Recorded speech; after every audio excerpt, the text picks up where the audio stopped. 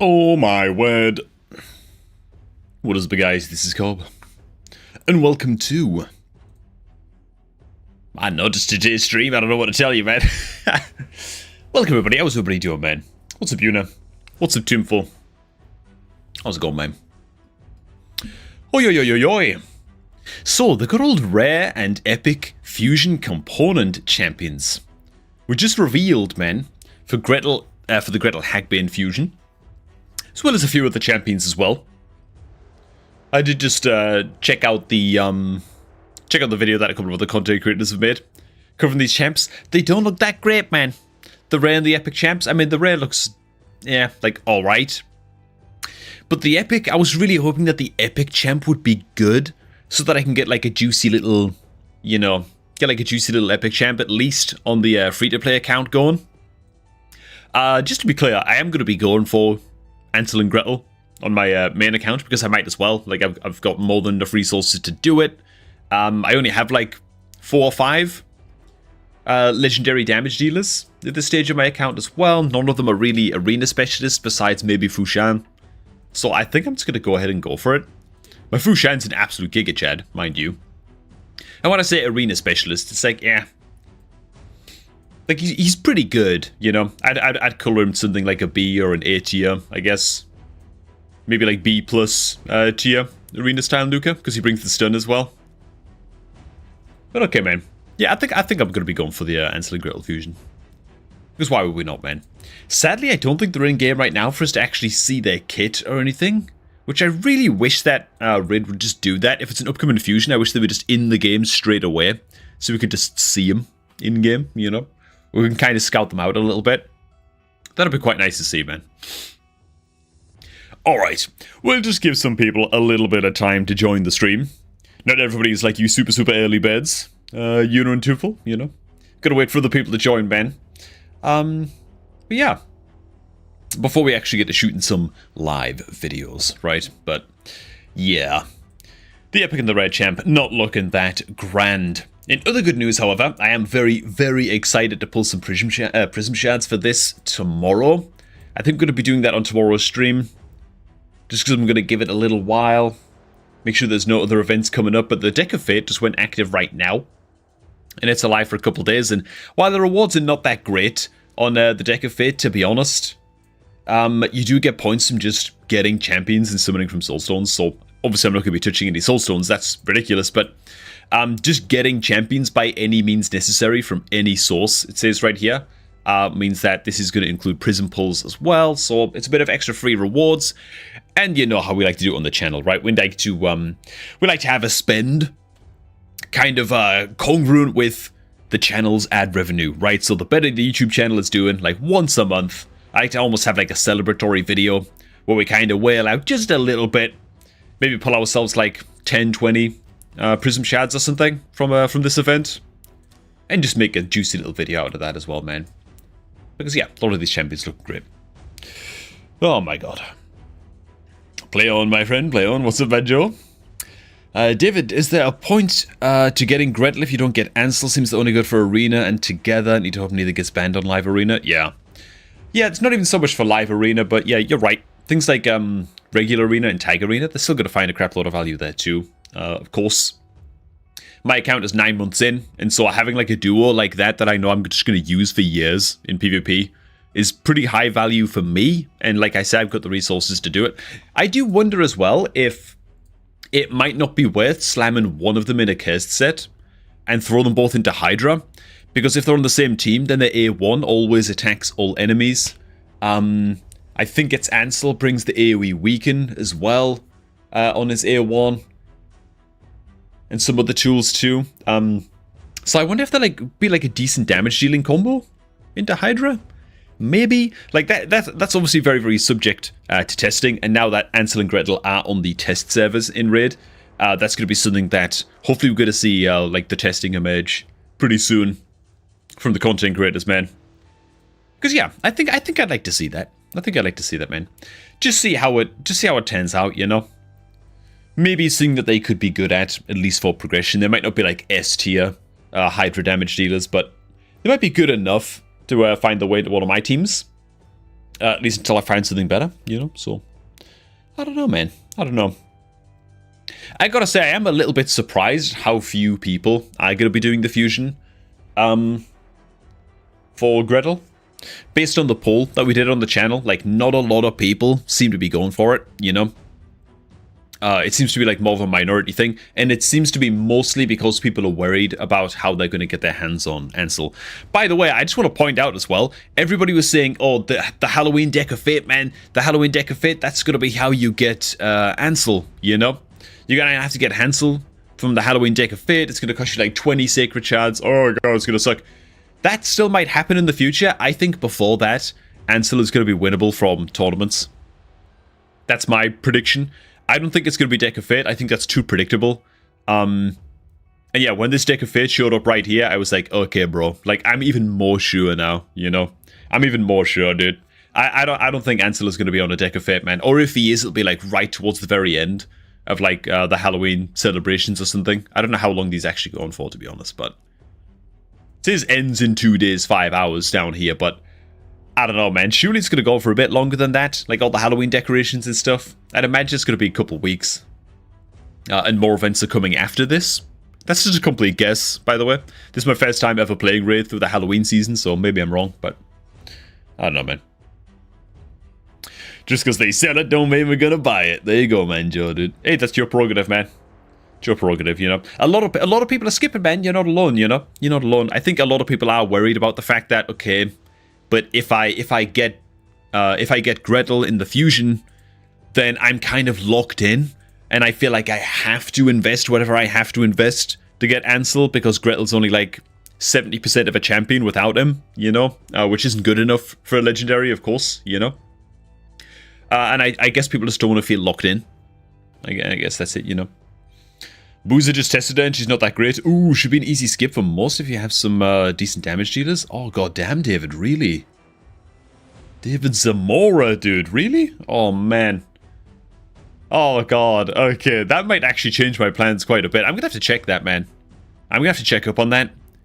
If her damage isn't that great, I need to be able to justify using her in more than one place in the game, right? I don't just want to use her exclusively in PvP.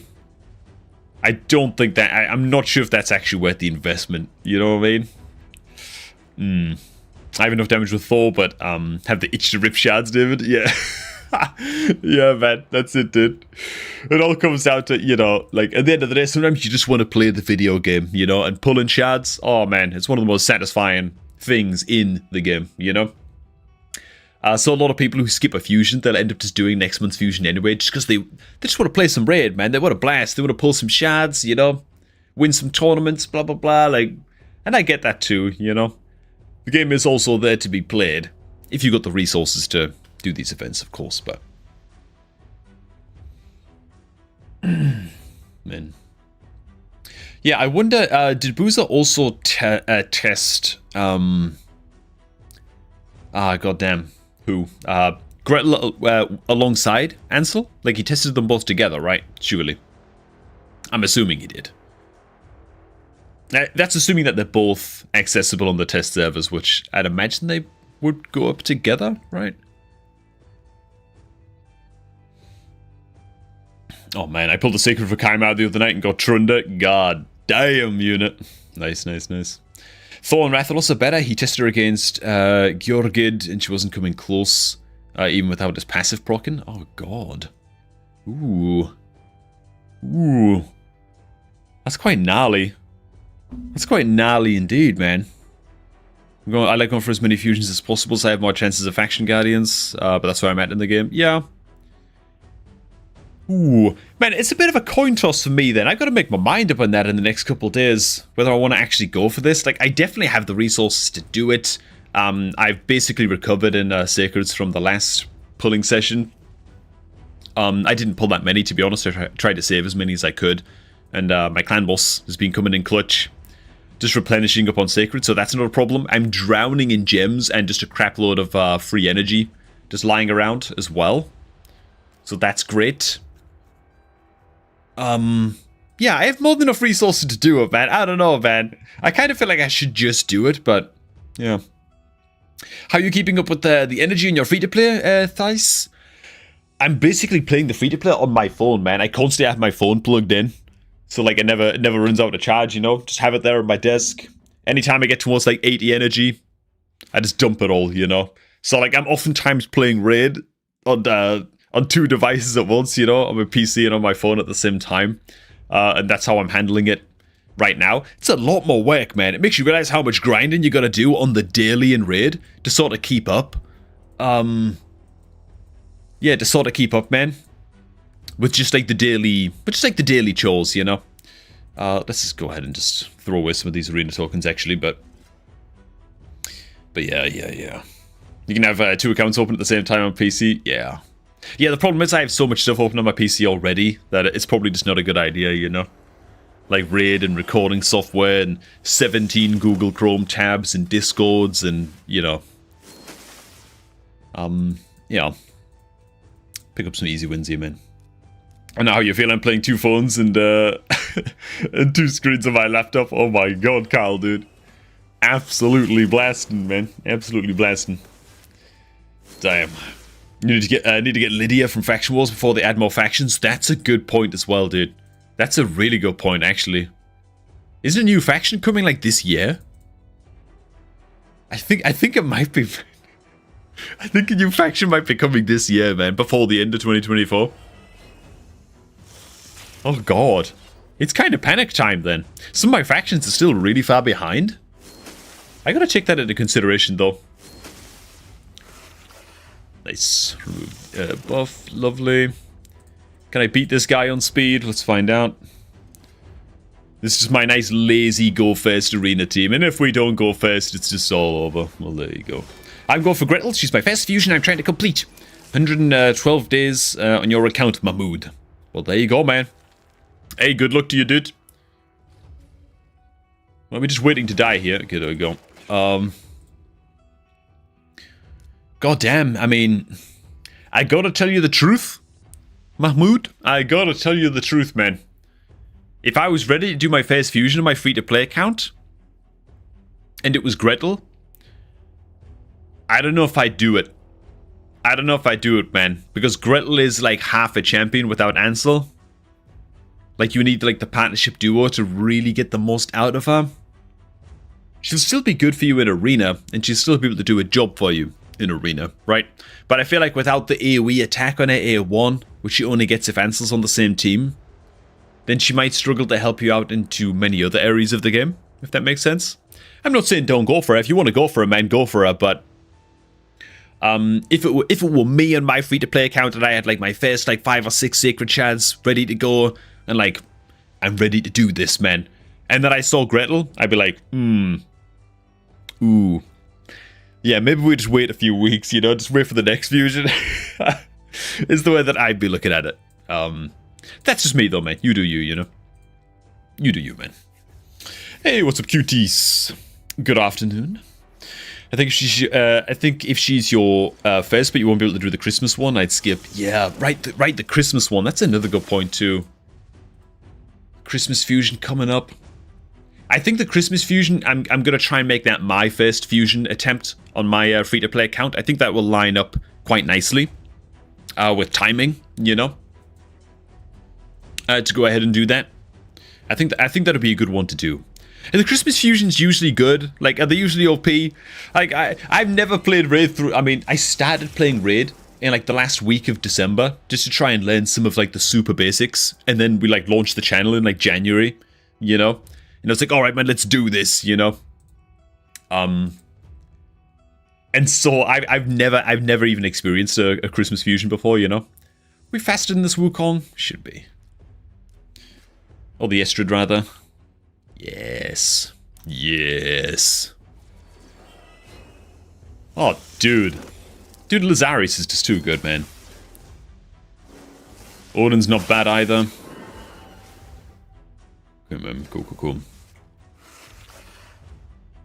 Oh, Nishak was a Christmas fusion? Naduli?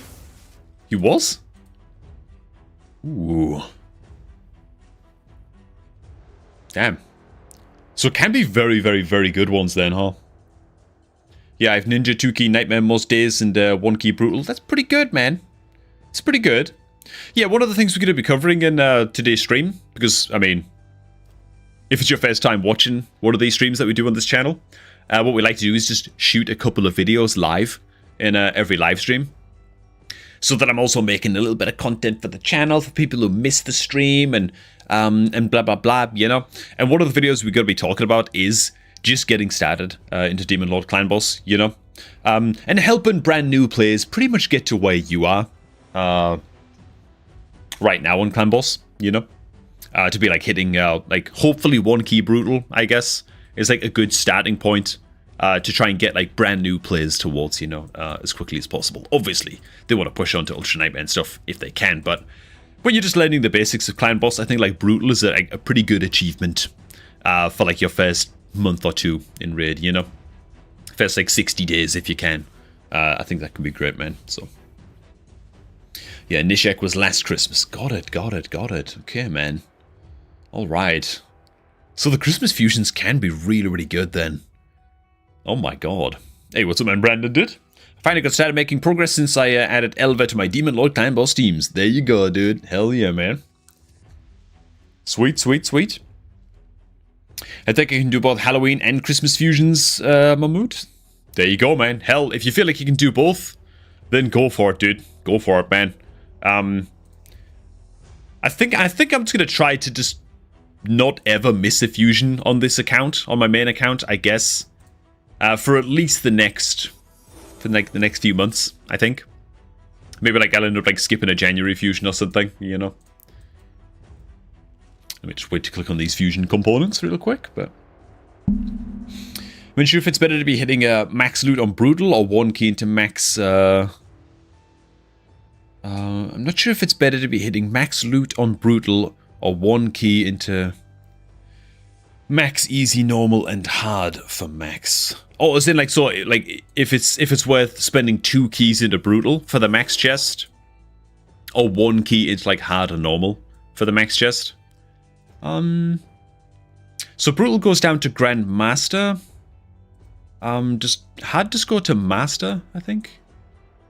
Oh, it doesn't. It only goes to Guardian. Okay. So hard actually stops here. I think 2 keys into Brutal are probably worth it then. You'd rather have 1 Grandmaster chest, right, for 2 keys? Maybe? It's actually quite a tough one, man. You could maybe just stop throwing a key into easy. If you're a little bit strapped for keys, I guess. Just not do that anymore, you know, unless you've just got one lying around to help your clan out or something, but it's a good question though, man. I can't imagine it's that big of a difference, sort of either way, but I think you're probably okay either way, man. Alright. Hey, welcome everybody, by the way, man. Nearly 40 people watching. Lovely jubbly. Alright, protection statues. Yes, dude. First of all, I started in Clan Boss until I got my first unkillable like a year and a half in. Yeah, man. That's it, dude. That's it, man. Yeah, so what we're going to be covering for Demon Lord Clan Boss is basically all of the teams that are... not all of the teams, but all of like the key buffs and debuffs that you want to be bringing in. We're going to keep it quite simple. We're going to talk about accuracy requirements for like key stages of Demon Lord Clan Boss. All of that kind of thing, man. Just everything that a new player needs to know, really. For it to not be so intimidating. Because, dude, let me tell you, man. I mean... maybe we just get to it right now, man. Maybe we just get to shooting the video right now, because I'm about to go off on one right here, dude. I'm about to just start raging. Hey, what's up, man? Life Dragons, man. How's it going, dude? How's it going on Twitch, man? Yeah, we stream on multiple platforms right now, so I'm sorry if anybody messages in any of the other chats, like on Kick or Twitch or whatever. It's a little bit tough for me to keep up with all 4 chat windows at once, but I'm gonna do my best. Okay. Right, we are streaming and now recording at the same time.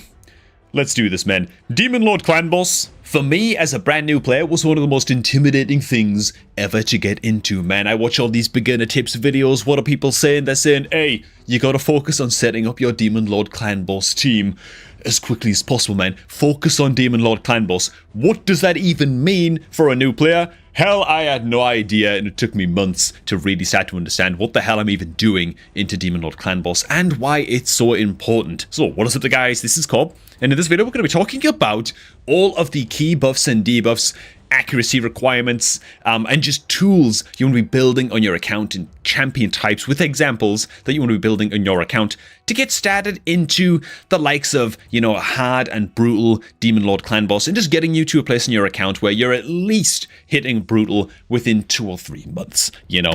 Beginner stuff.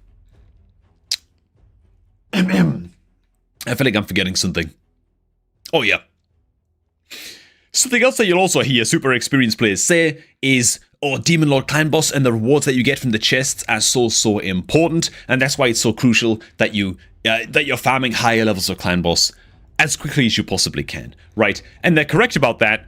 What they don't do, and what I've done a couple times on this channel because it's so goddamn important, is actually tell you exactly why these chests are so important. It's because if you get to a place in your account where you're able to farm Nightmare and Ultra Nightmare Clan Boss, ideally spending 1 key on each to hit the damage requirements on these Clan Boss chests, every single day you're getting a crazy Clan Boss chest with is it like a 12% chance or something if you get 2 of these a day to get a Sacred Shard? It's something crazy, like an average of 8 Sacred Shards a month on average from the Transcendent chests from the hardest stages, the Ultra Nightmare stages of Clan Boss, if you're killing the boss and doing the damage required, right? So the monthly rewards from this, that's not even talking about the gems and the gear drops that can be 5 and 6 star gear, you know.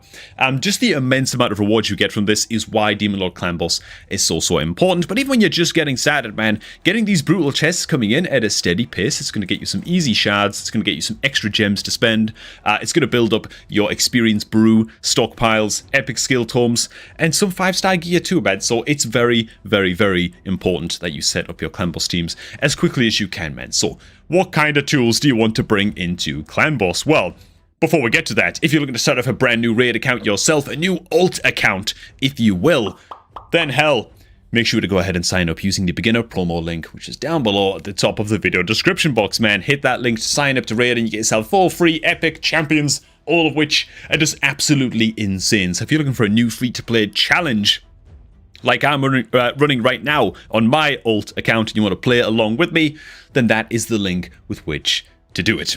Alright, man. Oh, just make sure that you're signed out of Clarion Player before clicking on that link, man, to guarantee that you get your hands on all of those saucy rewards if you are playing on PC. Alright, man. Let's have it. Okay. Quick breather, man. Quick breather. I gotta take little breathers, man. I gotta take little breathers in these little recording sessions right here, man. Hey, what's up, man? Afro? Welcome back, dude. Insidious, how's it going, man? How's it going? Man, all the familiar faces making a comeback. It's lovely to see. Any advice on the progressive champions to go for in shard pulling for beginners clandestine? Don't pull your shards, man. That's the advice right there. I'll tell you that for free. You almost never, in fact, I think you flat never want to ever be pulling shards during any shard pulling event as a beginner player. I'd say in the first 10 months of your account or something, you only want to be pulling your shards ever during 2 times chance events, right? And these events are the ones that are going to be doubling your chance to pull legendary and epic champions from your shards. So yeah, like Josh Lawson says, man, just wait for the 2x events, man. It's much more important to just pull as many epics and legendaries as you can on a new account and just expand your champion roster in a very wide sense before you start target pulling for certain champions and for specific champions, which is much more important for mid and late game players, you know, who are trying to improve a specific team or a specific area of the game, you know. As a new player, the 2x events, that's what you're waiting for, man. There should be a 2x Ancient Shard event coming up pretty soon. If I had to guess, I'd say probably in the next week to 10 days. It's been quite a while since we've had one, and with the Fusion coming up, I'd imagine that the Champion Chase tournament in the Fusion is probably going to be a 2x Ancient Shard event, and so that's going to be a great opportunity to pull your blues. Ooh, it's 2x Void Shards in 2 days, Fumes? Again already? Really? That's crazy, man. That's crazy. That's surprising. If it's 2x Void again in 2 days, like the last 2x Void event was like 3 weeks ago, 3.5 weeks ago, something like that. Like it wasn't long ago at all. Usually they go like a couple months. Ooh, it's on the Hell Hades site? Well, hell, I trust him, man. I trust him. I trust him, dude. Is the coming Fusion Champ any good, Henrik? She looks okay. She looks alright. She doesn't look like a mind-blowing damage dealer by any sense. In fact, some reports are starting to come in that her damage is a little bit lackluster, so I would say tread carefully with Gretel. I'd imagine if she's too disappointing and too garbage, Plarium might actually buff her up a little bit and just up her damage modifiers and stuff. Because at the end of the day, man, it's a holiday champion, right? It's a Halloween champ. I don't think they want it to be absolutely terrible. Like, they're trying to make us buy resources in the game at the end of the day. You know what I'm saying? Like, then they're surely not going to leave Gretel super weak. Maybe that's just copium, because I think I'm going to be going for it. But I would say tread carefully if you're a little bit strapped on resources. But yeah. Know what I'm saying? We just had 2x Void. This is definitely... oh, it's definitely a 2x Ancient Insidious. Ooh. Yeah, I don't know, man. I have no idea what the hell it's going to be. I have no idea what the next shard pulling event is going to be, man. Could be anything. Okay. Alright. Okay. Let's do this, man. Let's do this. I'm gonna get back to actually shooting the video, because I'm just recording a lot of dead space right now, and we gotta get back to it. Okay. I got my notes open on my other screen, in case anybody's wondering. Okay. So, the key debuffs that you want to bring into Clan Boss, right? The effects that you want to bring on your champs into Clan Boss are going to be pretty much as follows. You want to be bringing poison damage. That's going to be very, very helpful for you indeed for dealing damage to the Clan Boss in the early game. You're also going to want to bring decrease attack if you can. Weaken is great to bring if you can bring the weaken debuff.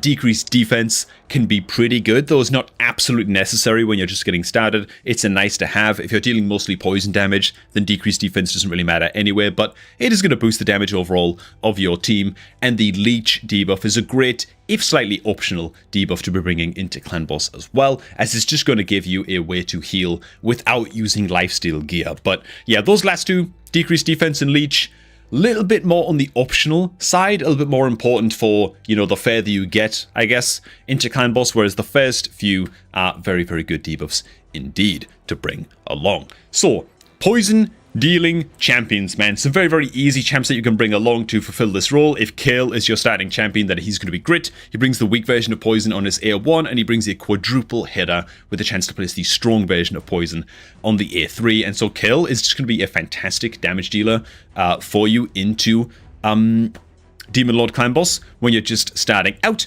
But if you don't have Kale, or you want to put a second Poisoner alongside him, which is also an option that you've got when you're a little bit strapped for options anyway, then Frozen Banshee is going to be great. Pretty accessible rare champion, magic affinity, so you can pull from mystery shards, ancient shards. And she brings a double hit out on her A1 with each hit having a 100% chance when skill bucked up of placing the strong version of Poison. And she also brings Poison Sensitivity debuff as well on her A3, which just increases the damage that your poisons are dealing overall. A super, super budget option for poisoners. If you're really in like the first 30 days of your raid account, you just want to take a champion up to like level 40 or something and just help get you started in the earliest possible stages of Clan Boss. I wouldn't recommend maxing out Outlaw Monk by any stretch, but his A2 does place 2 strong poison debuffs on the target for 2 turns, and so, well, if you're talking hyper budget, scraping the bottom of the barrel budget, then Outlaw Monk could be your uncommon man for getting started in terms of dealing damage into Clan Boss. Now, as for decrease attack, I'd consider this to be pretty much the second most important debuff to be bringing when you're getting started into early Demon Lord Clan Boss. Decrease attack is a little bit tougher to come by. You oftentimes, for the strong version of decrease attack, which is the 50% version, you're going to be looking at the likes of epic champions. One champ that you can get your hands on for this job, completely for free, is just a login reward champion, if I can find the Ogren tribes, is going to be Grush the Mangler. There he is. This guy actually brings a few tools that are pretty good into Clan Boss. We're talking, of course, again, early game Clan Boss here, so he's not going to be in the super top performing Clan Boss teams, but that's not what we're looking for here. We're just looking to get you started, right? Brings a leech debuff on his A1, which is just going to convert some of your damage into healing in your team. Bit of extra survivability, which is great. Most importantly, he brings an attack all enemies on his A2 with a 100% chance, actually, when fully booked up, of placing the strong version of decrease attack for a couple turns and decrease crit damage as well, which is just going to drastically increase the amount of turns that you survive against Clan Boss. It's going to drastically reduce the amount of healing that you need. In case you don't know, Demon Lord Clan Boss will start to ramp up in damage very, very quickly after its 10th turn, right? After Clan Boss turn 10, its damage starts to spiral out of control, and you'll die very, very quickly if you don't have a decrease attack champ on your team into early Clan Boss, man. So, yeah, Grush is a good option for that. Another fantastic option for this, and a champ that I would love to have on my free-to-play account right now, is going to also be Sepulchre Sentinel. She brings a kind of spammable chance of placing strong decrease attack on her A1, which is just lovely. Yeah, you can be getting this off basically every single round. And then on an A2 as well, she also brings some very, very good kind of buffs on here that are also going to help to keep you alive. But we'll get into those when we get into those. We'll be revisiting Sepulchre Sentinel all over again in future. But yeah, she brings the strong version decrease attack on an A1, and so she is a great option. Next up, we have the Weaken debuff. Now, the Weaken debuff is great to bring into Clan Boss. It is not an easy debuff to come by. If you do get yourself a champion such as Finn, then at least you've got a very, very easy way of consistently applying the Weaken debuff. She actually brings a crap load of debuffs that you need, right? She's got a double hitter on the A1. She brings a double poison debuffer on her A2 and the decrease attack. So, great. Dealing great damage. Decrease attack is amazing. And then on the A3, she has a triple hitter that can apply decrease defense and weaken as well on that A3. So she really is a complete package for getting started in Clan Boss. And would you know it, she's actually one of the champions that you receive as you level up your account in the beginner promo link down below, man. It's almost like I spoke with Plarium and said, hey, man, we need Finn somewhere in this promo link. You gotta set me up, man. I gotta help the bros out. So that's what we're doing over there, man. Yeah, Finn is an amazing, amazing option for these purposes, man. Okay. Woo! Man, I need to remember to... You know what, man? When I'm shooting these videos live, it kind of reminds me how much I actually take breaks to, like, get a sip of water and just, like, woo! Okay, breathe a little bit when I'm not streaming. And then when I'm streaming, it feels kind of strange, you know? You guys, like, seeing behind the scenes. Like, usually I'm just cutting all this stuff out of the videos, you know? Oh, alright.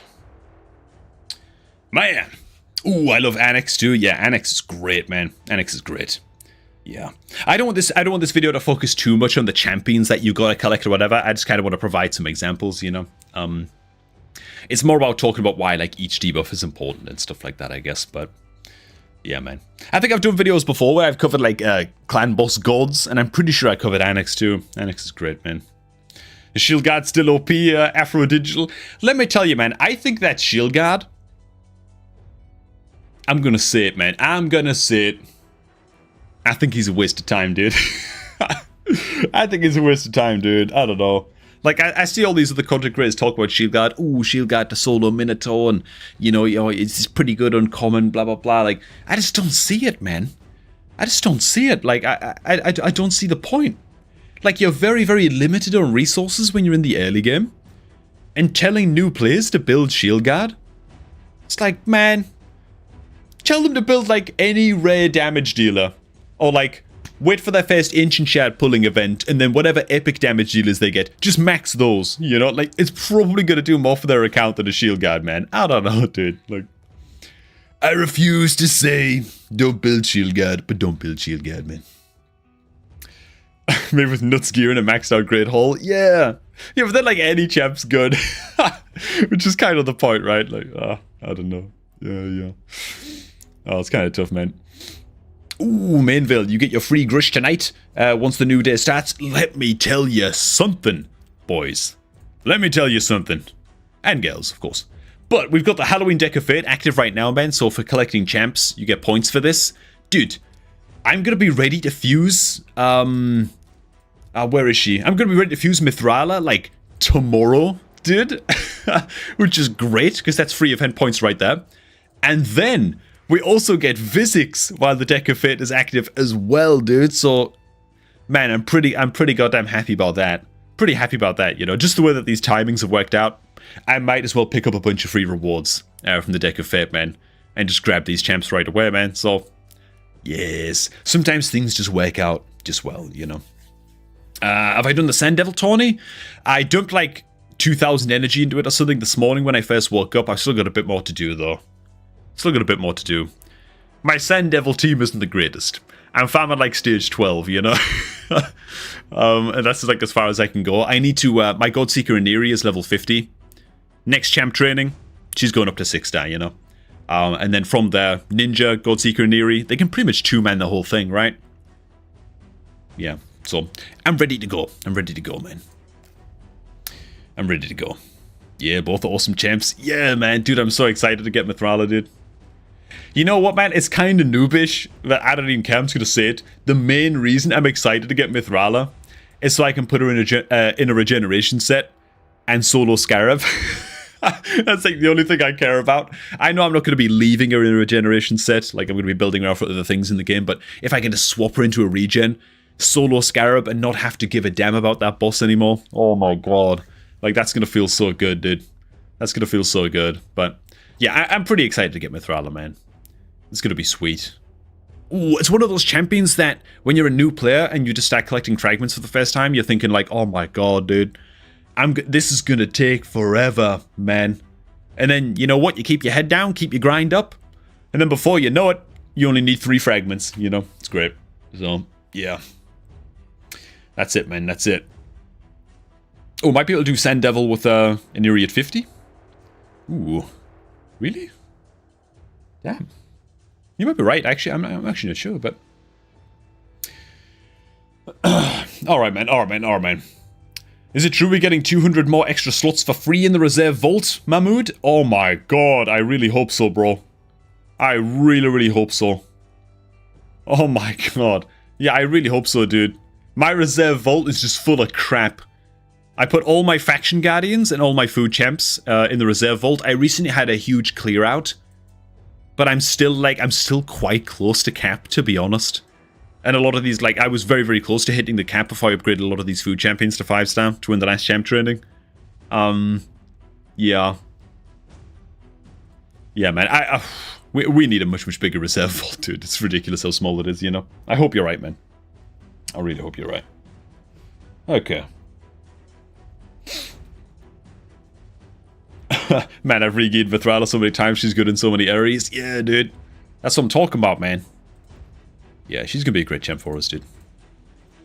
She's going to be a great, great champ. Okay.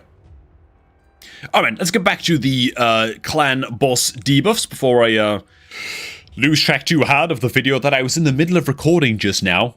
Okay. Alright.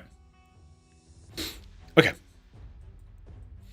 And alright, as for your decrease defense champion, to be honest, the easiest to build out if you're a brand new player is probably going to be at least a level 50 War Maiden. Some people still believe in taking War Maiden up to level 60. If you're free to play, that might be a good option for you. I'd say take her up to level 50, wait until the first 2x Ancient Shard pulling event, and just see if you pull any better epic options that also bring the strong version of decreased defense like War Maiden does on her A3, and you might want to max out an epic version of like an epic champion that brings the skill instead. But you know what, if you pull all your ancient shards and you don't find a better epic option, then War Maiden might be worth for you to take up to level 60 and use her for decreased defense in Clan Boss. She does also bring a super weak, like a low chance to hit, weak version of poison on her A1 as well, so she does bring a little bit of poison damage to Clan Boss, so definitely not the worst option if you're looking for a decreased defense champ as well. And as for a leech champion, we've already covered Grush on that one. Again, the leech debuff is not super crucial, so I'm not going to go ahead and cover a champion for the leech debuff exactly, but there are options out there that you can grab. Now, as for key buffs that you want to bring into Clan Boss, we've covered the debuffers, right? The debuffs so far, and we'll cover how much accuracy you need to build them with, depending on what stage of Clan Boss you're hitting as well, before the end of this one. But as for the buffs that you want to be bringing, you want to be bringing increase speed, the 30% or the strong version. Increase speed is absolutely crucial. It's going to get your champs more turns in and more damage by a lot. If you don't have an increased speed in your Demon Lord Clan Boss team, you're probably missing out on, like, I don't know, dude, you're missing out on a lot of damage, okay? It's very crucial indeed. So, increased speed, increased defense, again, 60% or strong version. Ally Protect is a fantastic defensive buff to bring to your team to just massively bolster your survivability. You also will be bringing either block debuffs buff or a way to cleanse debuffs from your team. That's going to be great into the Clan Boss's stun that it throws out every 3 turns, and so you can hopefully time your cleanse champion to be removing that debuff, or just have that block debuffs buff active so you just never get the stun in the first place. And then finally, counterattack. If you have a champion on your team that can apply a counterattack buff to your entire team, oh my god, dude, that is just going to drastically increase the damage that you do, because the Clan Boss is more often than not throwing out big AoE attacks and, yeah, triggering counterattacks across your entire team. So let's start off with the increase speed champion. One of the best kind of budget options for this in terms of res is a champ I did pull on my free-to-play account, which I'm very happy with, is Apothecary. Apothecary brings the strong version of increased speed and some 10-meter fill as well on his A3 on a 310 cooldown when fully skill bucked up, which, yeah, you definitely want to put the bucks into this as quickly as you possibly can. Apothecary is amazing for this purpose. Once you've also skilled up your Apothecary's mastery tree, you can go into the Giant Slayer mastery skill, which will give you a chance on hit of dealing some extra percentage health damage. And because Apothecary has a triple hitter on his A1, if you get that skill triggering, if you get that mastery triggering with this A1, dude, suddenly he's doing a pretty respectable amount of damage as well as bringing the all-important increased speed. So Apothecary is a great budget option. Otherwise, you will, of course, get yourself a High Katoon after just playing Raid for 30 days. You can go ahead and, similar to War Maiden, take your High Katoon up to level 50. She does bring increased speed and some 10-meter fill as well on her A2. And, yeah, you can consider taking her up to level 60 as your account gets a little bit older, and if you don't have any better options to take up to level 60, fair enough, but even at level 50, she can do a pretty good job for you getting started into Demon Lord Clan Boss, man. Now, as for increased defense champions, I'm going to cover a champ that I pulled very early on my free-to-play account. If you want the strong version of increased defense, usually it's going to be an epic champion once again, but increased defense with Hitatsu is included in his healing on his A3, right? It's a strong version of increased defense and a continuous heal buff as well, which is great. He also does bring decreased attack, not 100% land rate, but brings decreased attack on his A2 and the leech on his A1, so he actually brings a lot to the table, which is ideal, right? Ideally, you want champions that are bringing multiple of these tools into Clan Boss at the same time, which is going to get easier and easier to do, of course, as you flesh out your champion collection. Could be a little bit tough to do as you're getting started, but that's Raid Shadow Legends, right? There was one other thing I wanted to cover with Hitatsu. What was it, man? Oh no, it was with increased defense. That's the one. It might be kind of impossible, or you might find it impossible with your champion roster to include all of the buffs and all of the debuffs that we're covering in this video into one team, and that's okay. You're just trying to do your best to fit in as many as you possibly can, right? If you already have a ally protect buffer in your team, which we're going to get to that one in just a little bit, then you might not be able to fit an increased defense in the team. If you already have an increased defense in your team, then it might be vice versa, right? You might struggle to also fit an ally protect champion in your team as well. So you're just kind of doing your best to experiment a little bit and see what you can fit in. One thing that I will say as well, before we get into the ally protect example champion, is that when you are experimenting in Demon Lord Clan Boss, one thing you can do is when testing out a team, don't just auto-complete the battle, right? Load into the battle, play it out, see how you're doing, and if you're not liking it, literally just close out of the game, right? If you're on PC, Just Alt F4, exit the game, close the game, and you'll get your clan boss key back. You won't waste the key, right? You won't spend the key. I think one thing you can do if you're playing on mobile and you're not playing on PC and you can't just close the game, if you're on mobile, you can just stop the battle right before you're dead, and then enter flight mode on your mobile so that you disconnect, right? And then when you log back into the game, you will still have your clan boss key. So that's just like a nice little tip that you can use if you're just testing out a new team composition and you're a little bit worried that you might waste your clan boss key and not do as much damage as you were expecting. That's a way that you can sort of just leave the fight without losing your key. So quite important to note, man. Okay. Now, as for the Ally Protect champion, I'm not sure there's a better option as far as like an accessible-ish option goes, as compared to Taragi the Frog. This guy, crazy cell, insane, brings a lot of very, very useful tools to Clan Boss indeed. Of course, decreased attack, strong version on the A1, which is great. Brings a provoke on the A2, which is great into other areas of the game, but not going to be helpful into Clan Boss. But also brings a self-buffing shield on the A3, as well as a 50% ally protection buff on all allies except Taragi for 2 turns. Also heals himself and places reflect damage buff too, which is lovely, right? But the ally protect is the most important thing. It means that Taragi is going to be absorbing a lot of the damage that your team is taking and just drastically reducing the damage that everybody else on the team takes, meaning you can just build your Taragi to be tanky as hell, keep your Taragi alive, right, via heals and whatever, and you're good. The rest of your team should survive as long as Taragi survives. That's why Ally Protect is going to be so strong into Clan Boss. Taragi also brings a passive that when attacked has a chance of placing the strong version of poison on the attacker for 2 turns, which again is great into Clan Boss because it's hitting you with so many AoE attacks that Taragi is just going to be getting smacked up whether, you know, the boss is targeting him or not. And so Taragi is just a fantastic example of an Ally Protect champ that you could work into your team. Next up, man. Block debuffs or debuff cleansers, right? We've got a couple of champs that we can cover all up and over here. One champ we've already sort of taken a quick peek at, which is again going to be Sepulchre Sentinel, who brings decreased attack A1. Sepulchre Sentinel brings the increased defense and a 2-turn duration block debuffs buff on all allies for 2 turns as well. This is great, right? One thing that you're going to want to learn to do as you get into raid, and you know, once you're a few months in and you're starting to try and refine your clan boss team a little bit more, maybe as you're heading towards either brutal or maybe even nightmare clan boss for the first time, is you're going to want to do things like research the speeds of each clan boss level and try and get your Sepulchre Sentinel at just the right speed so that every time the clan boss comes in with its 3rd attack, right, every 3 attacks the clan boss is going to throw out that stun. You want your Sepulchre Sentinel to have this A2 ready, right? That's what people mean when they say, oh, you've got to speed tune your clan boss team. That's what speed tuning is, right? You're tuning Sepulchre Sentinel speed to be just right so that she always gets this A2 off to block the stun just before it comes in from the clan boss, you know. We're not going to get too much into that in this video because it's, you know, supposed to be beginner friendly and all that stuff, but needless to say, she's a great champ to have on your squad. Another fantastic champ you can bring along is gonna be, where is she, man? Good old Doom Priest. So Doom Priest, very, very simple kit.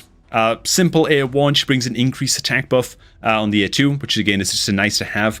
But her passive, every single turn she gets, she spreads out a little bit of healing across your team and removes 1 random debuff from your allies at the start of this champion's turn. So again, as long as she is sort of speed tuned correctly or just fast enough, whenever that stun goes off from the Demon Lord clan boss, she is going to have that chance to remove it. And so that's just an example of like a cleanse style champion that can help you deal with those pesky stuns. What do we have left? Oh yes, counterattack. Dude, this one's big, man. So counterattack style champions, we've already talked about just how much damage they can help you get off, just triggering crazy amounts of extra damage from all of your damage dealers on the team. And one of the best possible options you're going to have for this is, of course, going to be Skull Crusher, man. His A1, we don't really care about this. It's attack one enemy. Places a heal reduction debuff. Not a big deal, right? Skull Crusher's A2. Oh my god, dude. Not only does it place the strong version of Ally Protect, which is just nuts, right? So it's drastically increasing the survivability of your entire team with this buff. Places that for 2 turns, but it also places a counterattack buff on all allies except Skull Crusher for 2 turns, and then places an unkillable buff on this champ for 1 turn as well. Yeah, it's just crazy as hell. Like, I don't know what to tell you, man. This is like an insane skill for Clan Boss. Skull Crusher is absolutely premium in terms of, like, budget options for getting your Clan Boss team up and running. He's going to drastically increase your damage via counterattack, drastically increase your survivability. Yeah, definitely one of the better budget option champs to bring into your Clan Boss team, man. So, those are the key buffs that you want to be bringing. Alright, man. Alright. Okay, man. Water break, man. Water break. Water break. There it is. There it is. I'll be back. Bye. Come back soon, Afro, man.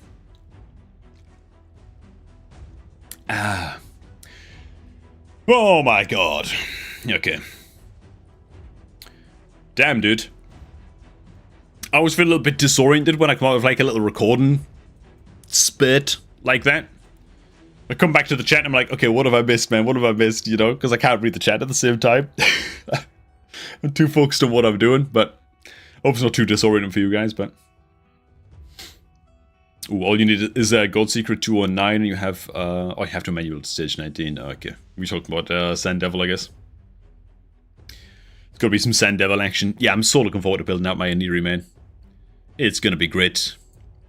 I've been farming her up since like 5 stars level 5 stars level 1, just using Minotaur, you know?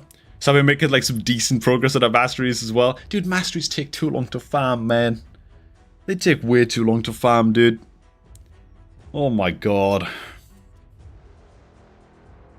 Then picked a blessing as well. Oh, we'll get to that when we get to it though. I'm pretty goddamn happy that I pulled myself Godseeker, dude. Oh my god. It's gonna be great. Oh, okay. Let's go ahead and polish off this video, man. We got like a couple more things that I want to cover here. Down towards the bottom end of the video. Okay. Should I actually just do like a quick like example into like hard clan boss of just what? Just like a like a noob team should look like. I did a little bit of testing with it last night with like a really crappy team. Did I save the team? I didn't save the team. Oh, I did save the team. Okay. Tight. Okay, man, we did save the team. Oh, cool. Yeah, and it's all champions that I've covered already, kind of. Kind of, mostly, right? Alright. Yeah, we can go ahead and... We'll just go ahead and shoot like a little example here, man. Okay. Recording voice on. Alright. Okay. So right here, we are about to queue into Brutal Clan Boss with an extremely budget team, as you can well see. We've got Haikatun as our speed gal. We've also got it as party leader as well for the speed aura on everybody. Kale is our poison damage dealer. Instead of War Maiden for decreased defense, I'm throwing my Thalesia into the mix instead. She just has a little bit more damage, and she also brings the same decreased defense debuff, and you know what, I've leveled her up to 60, whereas my War Maiden is still level 50, so she's just going to stand in for War Maiden. Doom Priest, we've already talked about. She's going to be bringing some cleansers. She's in speed tuned correctly or whatever, so she's going to miss some cleansers as well, but that's fine. We're just going to throw her in the mix, and Hitatsu is bringing Leech and increased defense as well, just to help us stay alive. And while we're not going to be showing off this whole run, I did actually play this run out last night, where we're just letting our guys smack away. They got to about 20 million damage before there was only the Doom Priest left alive, you know? So they did pretty okay, right? They did decent enough. I think you need to deal about 21 million damage in a Brutal Clan Boss to get the final chest, and so this team is very close to being able to 1-key, which is pretty nice, you know, given just how budget it is. And this might be what your team looks like after a month or two of playing Raid Shadow Legends. Ideally, you know, after like 2 or 3 months or something, your team might look a little bit something like this if you are prioritizing your champs correctly and you're doing a right and honorable job. Now, I could do a little bit more damage with this team as well. If I was to switch my Kale out of lifesteal gear, he's still just sitting in lifesteal gear because I'm lazy, and even though he doesn't even need it anymore for my account needs right now, he's still just sitting in that gear, so he's actually lacking a bit of damage, to be honest. He's also very slow. He's at like 155 speed or something. Like, dude, I just don't really use my Kale anymore, so I just haven't bothered sort of tweaking his items from the super early game, you know. But, yeah, that's where we're at right now. I should also mention as well that, of course, some of these champions are not just ascended, but also awakened to like 3 or 4 star levels of awakening in some cases, which is giving them some stat boosts, and so they're going to be doing a bit more damage, and of course they've got better gear and stuff than you might expect to have after 2 or 3 months of playing Raid, and so the damage is going to be a bit inflated by that as well. And so maybe it's a little bit unrealistic to suggest that you're going to be able to one-key Brutal Clan Boss within 2 or 3 months of playing Raid. It's going to be quite gear dependent. Also, you know, spending your medals in your Great Hall as well is also going to give you all kinds of stat boosts across your account, and many other little things as well, you know. So a lot of this is just going to be building sort of a baseline team to get you started, and then building on them and improving their gear and getting various upgrades across your account to, yeah, build on them as your account matures a little bit as well. But as you can see, the damage is coming along just fine. We've got very, very nice poison uptime, which is great.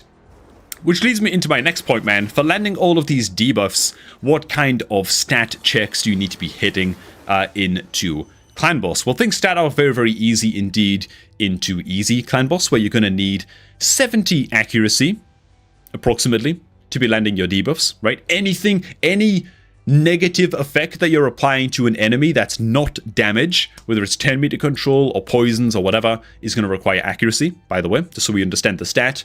You're going to need about 70 accuracy for easy Clan Boss and at least 130 speed on your champs, just so that they are faster than the Clan Boss itself. Easy is very, very, well, easy to get into, to be honest. As long as you've got speed boots on your champs, you're going to be good.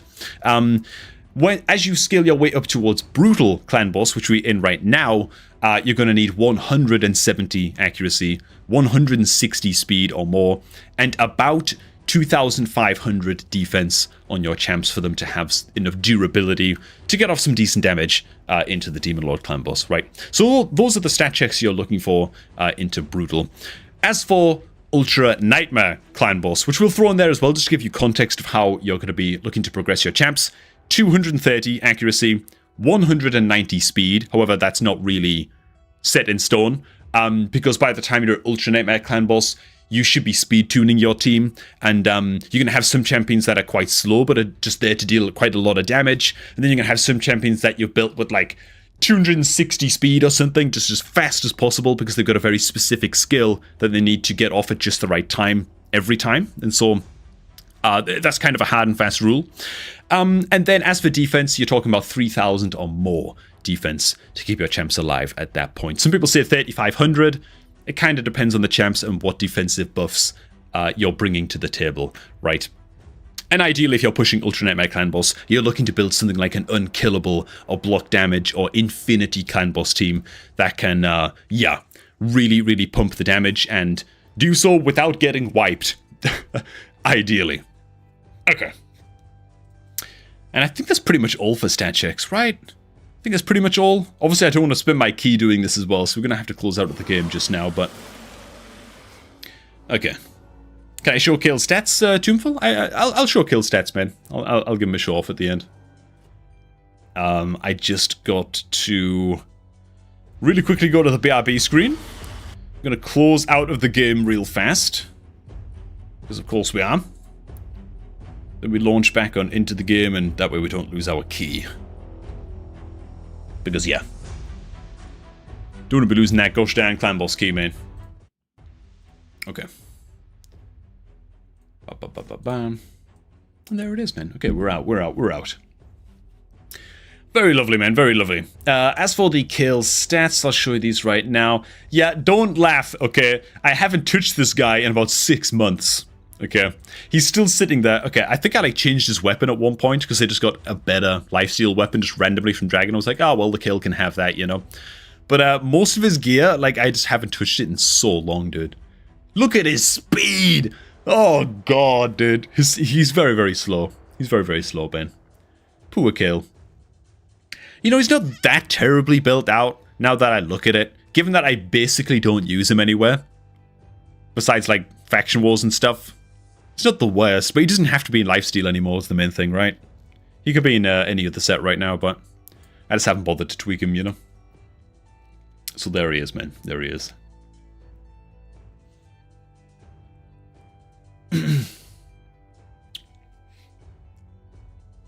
Oh man. Ooh, my Ultra Nightmare team isn't speed tuned. I don't have wicks. Damn. So you just smash.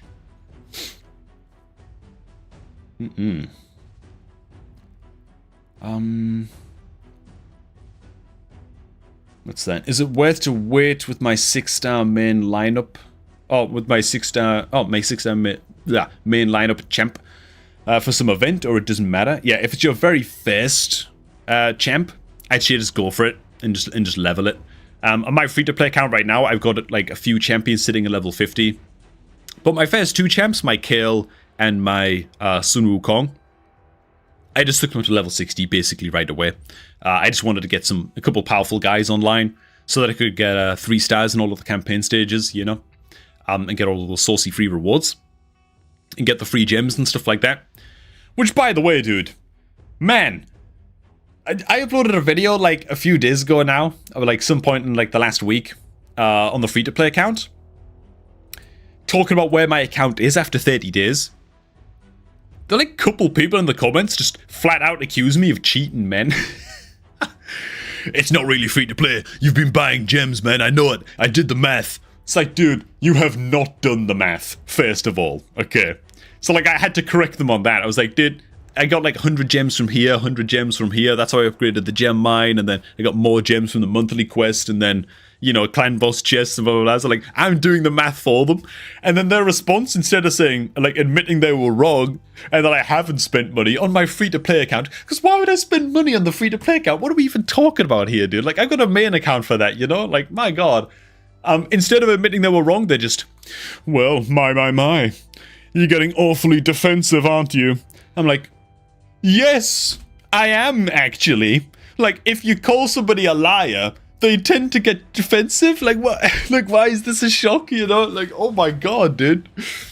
Oh, anyway, mate, that's my little rant over, you know? I swear it's not getting to me. It's not getting to my head, man. I'm a man, okay? I brush these things off. But, oh my god, like really, it actually irked me a little bit, you know? It actually irked me a little bit, but, well, there you go, you know?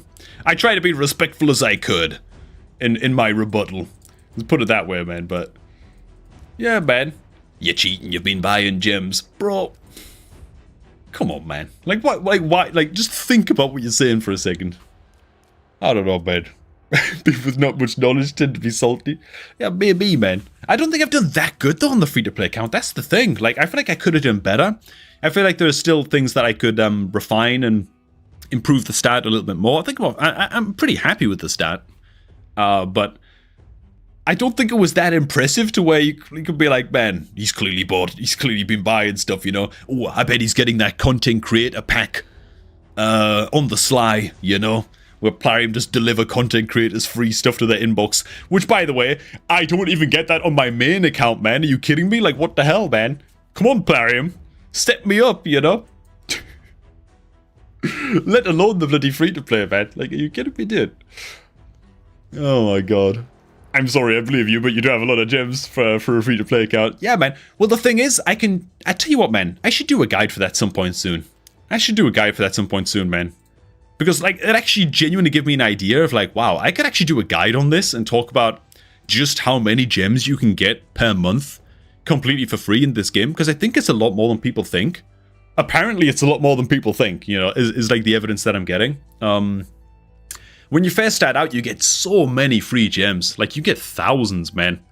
It's real easy to, like, max upgrade the gem mine and buy masteries for a couple of champions within your first 30 days. Like, it's not that tough to do. Not that I'd recommend for buying masteries for 2 champions, by the way, but you could if you wanted to without too much struggle. Yeah. That's it, man. That's it. Okay. I'm gonna go ahead and wrap up this clan boss video, man. I gotta go ahead and wrap this thing up. I've just started rambling here. Okay. There it is. Okay. Let me just go ahead and blah blah blah. Do I just throw another key into? I haven't even hit Nightmare Clan boss yet. Okay. Okay. Let me just wrap up this video real quick, man. We're still actually recording right now, and I'm just rambling about nonsense, but, alright. And alright man, those are all of the basics that you need to really get started into Demon Lord Clan Boss for the first time, but eventually, then once your account is like a year or two in, once you're into like the second year of your account, that's when you're really looking to start setting up a Clan Boss team that can go into Nightmare Clan Boss, which we're against right now, and just do this, right? An Infinity Wixwell Clan Boss shield team just can't die, and so you just get off, you know, 100, well, in this case, 140 million damage for free. Very, very easy to do, and you can do that in both Nightmare and Ultra Nightmare Clan Boss and farm the max reward chests. That's going to be like your long-term goal, right? To set up like a Wixwell team or a Unkillable style team or something like that. Something that can actually just one-key Ultra Nightmare. More realistic is setting up a slightly more late-game team like a year in that can like two-key Ultra Nightmare and just hit that 70 million damage requirement. That's totally going to be an option for you as well. But yeah, hopefully this video gave you a good enough start to get you started and just clear some of the fog of war a little bit surrounding Clan Boss, you know, because, yeah, understanding why it's so important to farm, as well as just knowing the general basics of stuff that you can look to build on your account to help you out in a Demon Lord Clan Boss, yeah, hopefully it's going to get you at least up to Brutal while you get your bearings on your new account. Speaking of which, man, if you're looking to start off a brand new raid account, looking for a clean start or set up an alt account and see how you do completely free to play, or whatever the hell your purposes are, then make sure to use my beginner promo link down below at the top of the video description box to jumpstart your account with 4 free epic champions, one of which will be Finn, absolute Clan Boss debuff god as you level up your account, man. Hey, one of the best ways to kickstart your new raid account down there. So go ahead and use it, man. Alright, thanks for watching, guys. Hope you guys did enjoy this one, and I'm gonna catch all of y'all just a tad bit later, man. Alright. There it is, man. There it is. There's video 1 down. There's video 1 sorted. Boom. Boom. You gotta say it in the Trump voice, man. It's the only way. Boom. Okay.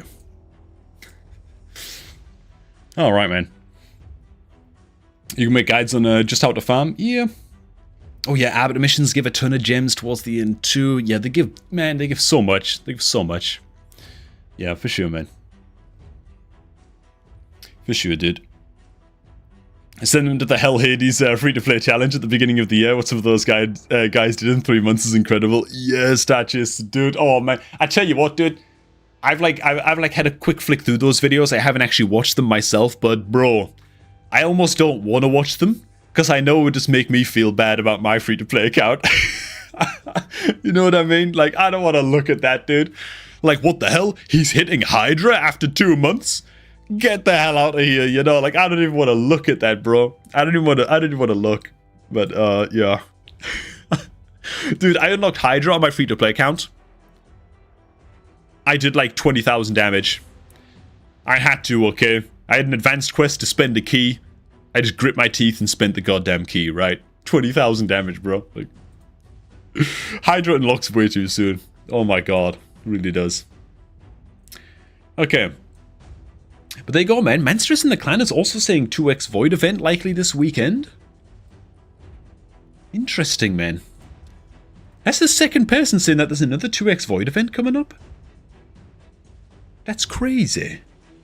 There was a 2x Void at the start of this month. And I know there was, because I had 1 Void Shard on my free-to-play account, and I pulled it, hoping to get lucky. And just, and just grab, like, an epic Void Champion I was hoping for. And ended up pulling, Pinkeeper. So just got a rare champ in the end. It wasn't very impactful, you know, otherwise it would have been a video, but, yeah. Hey, what's up, man, Sean? I tried to join your clan, but my power is only 423k. Oh, goddamn it, dude. Damn, sorry, man. Yeah. Yeah, the clan, we've got to... Honestly, every, like, week or so that goes by, I increase the required power in the clan by, like, another 50,000 like that, you know? Just because everyone's progressing. Like, honestly, this clan, dude, this clan is badass, man. Like, I swear to God, Blacksun, Talon, Max, Donk, Millhouse, Ix, Manstress... how do we pronounce this? It's been a while since my Cyrillic. I can't remember how to pronounce the G. It's Teriaf or something like that. MC, like, a lot of these guys in the clan have been here for a long time, you know? Like, more than half of the clan have been with the clan for, like, 8 months since I first made the clan, which is crazy, you know? So like a lot of us been progressing together, so I have to keep on increasing the points requirement, man. Because I want to make sure that these guys stick around in the clan, man. These are good guys, you know? So yeah, but... Yeah, it seems so weird if it's void, cuties. It is. That's so bizarre, dude. They do like a second 2x void. 2x void events in a month? Has that even ever happened before? I gotta look this up. Yumi Love void shard events. Let me see this, man. What the hell, man? Their website isn't even up to date. They said the last 2x void event was July, which just isn't the case, man. July, June, April, February, December, November. Like, I don't think it's ever happened 2 in the same month.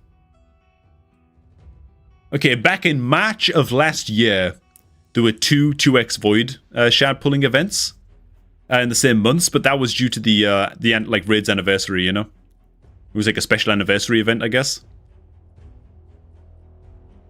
Yeah, it's exceptionally rare, man. I can only see 2 months ever where it's actually happened in the history of the game, going back to 2019. That's crazy, man. How does your clan do in Siege, Star Chaser? Man, we'd win to begin with, but honestly... Oh god, Siege is... Oh, we're actually like kicking ass right now. Okay, lovely. The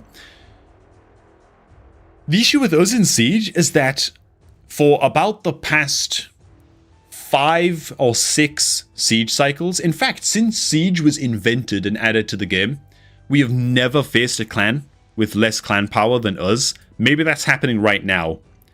So clan power, 91 million on these guys. I know it's just a very, like, it's like you can't put too much stock in that number, of course. But I'm guessing our clan power is actually more than these guys. No, it's not. It's half, dude. What the hell? Okay. Yeah. We've never actually faced a clan in Siege ever that's had less clan power than us. They always have at least double. Always. Which is just odd. I don't know what's going on. I don't know if our clan's just very, very active.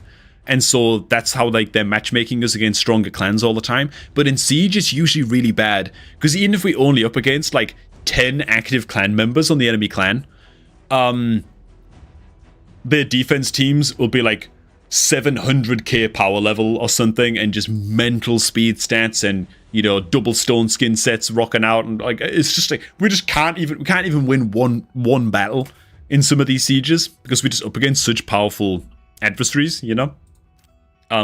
Yeah, I hate Siege, dude. I hate it, man. I can't stand it. I absolutely, man. I think it's really crap. I really don't like it. I think that Siege makes Live Arena feel great. That's the way that I put it, man. Which is not a ringing indictment. I think that Live Arena feels like a lot better with Siege in the game. If that makes sense, man. How often do we stream? We stream a couple times a week, Sean. Tuesdays and Wednesdays. At around this time, man. That's how we do it. It's not like the biggest, longest streams in the world. It's usually like a couple of hours, 2 to 3 hours. And what we're really here to do, man. First of all, touch down with you guys. It's always lovely to see the familiar faces come by and blah, blah, blah. But we also go ahead and shoot a couple of videos, you know? So there you go. Oh, what's up, man, Henrik? Henrik just joined the clan. Welcome, dude, welcome. Let me check your power level, Henrik. We'll see about you join. Okay, never mind, you're welcome. You're welcome to the clan. Everybody take a knee before Henrik. He's ready to pop off, okay? He's ready to rock and roll, man. Nah, welcome to the clan, dude. Welcome. There you go. You can see him in the chat. There he is, man. There he is. How do I join your clan, Clandestine? It's a 900,000 power level requirement to join. Required player power 900,000. I don't set a required clan member CVC points contribution because I'm not a tyrant. And some people can play some CVCs and stuff like that. But to be honest, we do very, very well in all of the personal reward CVCs anyway. What we tend to do is just deliberately lose the non-personal rewards CVCs. And that kind of like keeps your clan's MMR down a little bit, so that when you go into the personal rewards, you absolutely blast everything you got, all of your legendary skill tomes, and just go really, really hard, and guarantee that we win those, because frankly they're much more important, and much, much better to be winning. So, yeah, as long as people blast during personal rewards, and when I say blast, I just mean spend like an expected amount of resources that you've been saving up for the past 30 days, you know, in between CVCs. Yeah, and as long as you're not like taking the mick, then you're alright, man. Then you're alright, you know? Yeah. The clan's very, very, very, very friendly and communal, though. Good people in this clan, man. Good people. Alright, man. Alright, man. Alright, man. So my 371k power level won't cut it. I'm 27 days in. Oh, sorry, man. Sorry, dude. I think the average power level in the clan at this point is probably like 1.5, 1.6 million. So 900k is like the cutoff, you know. Unfortunately, I've got to pick a line and just draw it somewhere, you know. So, will you be live streaming on your free-to-play account? What you do specifically for fusions? The reason is being I'm trying to learn as much as I can from you to do one, so I know what to do. The first fusion I do on the free-to-play account, Sean, I think is going to be the Christmas fusion. I think that's what we're going to do, man. In fact, what I'll probably do is go ahead and just switch it over to the free-to-play account right now. Let's go to the BRB screen. As we make this switch, just take about 10 seconds. I should really have a switching account screen come up, to be honest, rather than a we're back in 5-minute screen. Okay. There it is. Good old Cobbler free-to-play, man. Look at all these fusion champs I'm leveling up in here, dude. Oh my god, it's going great. Check up on the market. Still haven't unlocked these slots because an Ancient Shine hasn't showed up at these slots at the market just yet. And okay, man. Oh, look at how many gems I have, boys. I must be cheating, right? What are your Avid missions at? They're doing pretty okay. I need to farm Ice Golem just now. Oh, sorry, Dragon's Lair just now. I made the mistake of missing the rotation of the Void Keep for farming the Void Potions for the mission, so that actually delayed me by literally 7 days while I waited for the Void Keep to open again, which is really bad. But yeah, we're doing pretty good.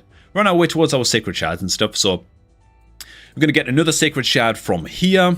Then if we go into our quests, our monthly quest should be like 20 days away or something. Okay, 27 days away actually, but we'll eventually get another Sacred Shard from this, and that will put us up then to 5 Sacred Shards, which I think is the bare minimum that you require to get through a fusion. It's usually like 5 Sacred Shards, then if you've got 500 Mystery Shards lying around, they can sort of stand in for the last Sacred. You don't actually need all 6 Sacreds, you can get through fusion using Mysteries and Sacreds, kind of in combination. And then Ancient Shards, you probably want at least like 60-ish to be safe and get you through a fusion, you know? So yeah, that's what we do, man. Something happened to me on my free-to-play. Yeah, there's a lot of pitfalls you can hit, man. I think the biggest pitfall you can hit on free-to-play, and it's not even that close, is taking your Great Hall and spreading your Great Hall affinity bonuses out all over the place. Because it's really, really tempting to do so, right? Because it's like, oh, you could upgrade this and it only costs 25 medals. Screw it, man. Might as well put 25 medals into all of these. And then you spread them out all over the place. And then you get the mission that says, oh, by the way, Lamau, you need to level 1 node up to level 10. See ya. And then you're just kind of left there like, oh, like, what have I done, dude? And then it sets you back like a month or longer at just blasting Arena, trying to farm up 1,000 gold medals. Like, it's really bad. So, yeah. I recommend take all your accuracy notes up to rank 5, and then take one of them up to rank 10 from there, you know. It's like the best way to do it. That way you're just not going to get stuck on that particular mission, which otherwise is a huge kick in the balls. So, there you go. What's your best Ancient Shard pull, Cobb? Mine is Scored the Half-Spawn. Ooh, Scored Ben. It's a good progression damage dealer. Brings his Hex as well. Great into Hydra when you're just getting started. My best Ancient Shard pull. It's a damn good question, man. Maybe like Bivald? I think Bevald of the Thorn has been great for me. I think I pulled him from an Ancient Shard. Yeah, he's great, man. This guy is a Chad. I really like this guy. It took me a long time to finally build him out, but yeah, it's been totally worth it, man. Provokes, strength and buffs on himself. He's my Mischief tank into Hydra. Yeah, just brings good survivability, decent damage. Provokes, Mischief, all that, man. He's great. I like him, man. Do you know when the next 2x Ancient event is? I'm gonna predict... I can't believe there's going to be a 2x Void Shard event. I just can't believe that that's actually going to happen in the next few days. I just can't believe it. I think it's going to be an Ancient Shard 2x event probably in the next like 10 days when the Fusion begins. Whenever the Champion Chase tournament begins in the upcoming Fusion event, sometime in the next 10 days, I think that's when the Ancient Shard pulling event is going to be. And man, I'm so excited to pull all these goddamn Ancients, dude, on the free-to-play. Oh my god, what if we get a legendary? I tell you what, man, when you start off a new account, man, when you start off a new account, and it's like strictly free to play, and you got like a fresh start, man, it reinvigorates all those feelings of being like super excited for shard pulling events, because you need everything, you know? It's like any decent champ is excellent for you, man. Because yeah, you just got so many gaps in your account, you know? And frankly, I've got quite a lot of champs now, just sitting around at level 50 and at like 5 stars or approaching level 50. And I don't want to pick which ones I take up to 6 star next until I've done a shard pulling event, because I don't want to use all my food resources that I'm just saving up right now. I just don't want to use these resources on the wrong thing, you know, is the long and short of it, but... Oh man, okay. It's very likely 2x Void this weekend. There you go, Mensters, dude. You're the second person to be saying that. I saw you saying that in the clan chat as well. You know. Damn, man. That's crazy. If that actually happens, that's insane. Okay. Alright. Let's do this. We've got to set up the next video we're going to be shooting real quick. But yeah, I really got to make a gem guide, by the way. I got to do it. Because if people are like... A small minority of people are assuming that I'm like cheating to get my hands on this many gems on free-to-play within like a month. I gotta assume that maybe some people need some help on how to maximize the amount of gems that they're earning every month. I don't think it's that impressive, to be honest, the amount of gems that I've got. A lot of it just comes from doing the daily quests. You get like 10 a day from your daily quests. You can pick up extra gems from hitting various advanced quests, which I actually can't do either of these right now, which is, you know, ridiculous. But you can average like 10 gems a day from your advanced quests as well. There's a monthly quest that I've already done that one, but it awards you with 100 gems as well from a monthly quest. And so, man, with the dailies and the advanced, that's like 20 a day. Multiply that by 30, you're looking at what?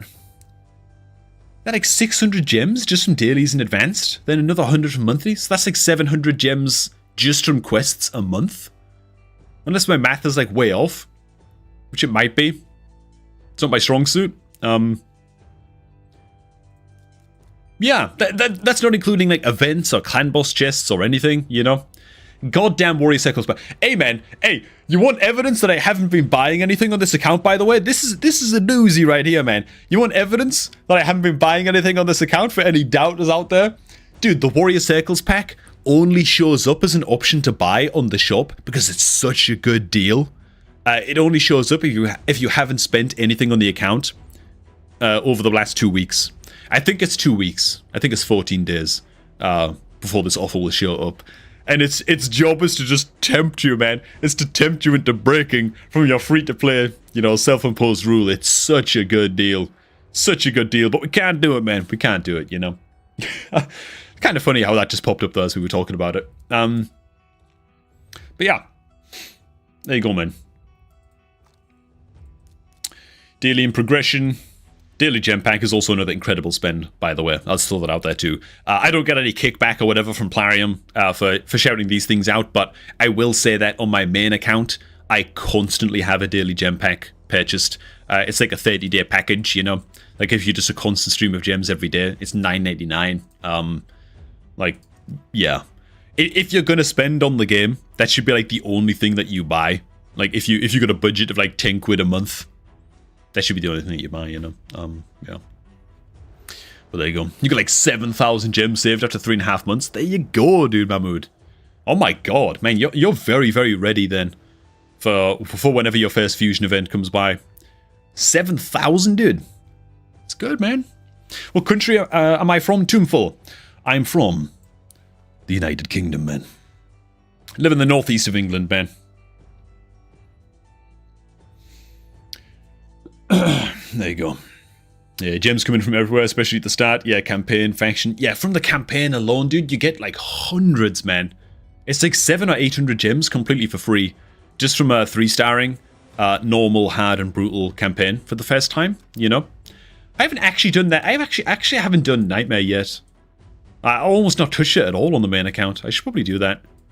Just free stuff, free sacred. It's a lot of energy, but... Maybe next champion training tournament where I just need to like train up some food. Food champions, I'll just go ahead and do it on this. Oh no, I can't really do that though. Not with food champions, because then they'll die.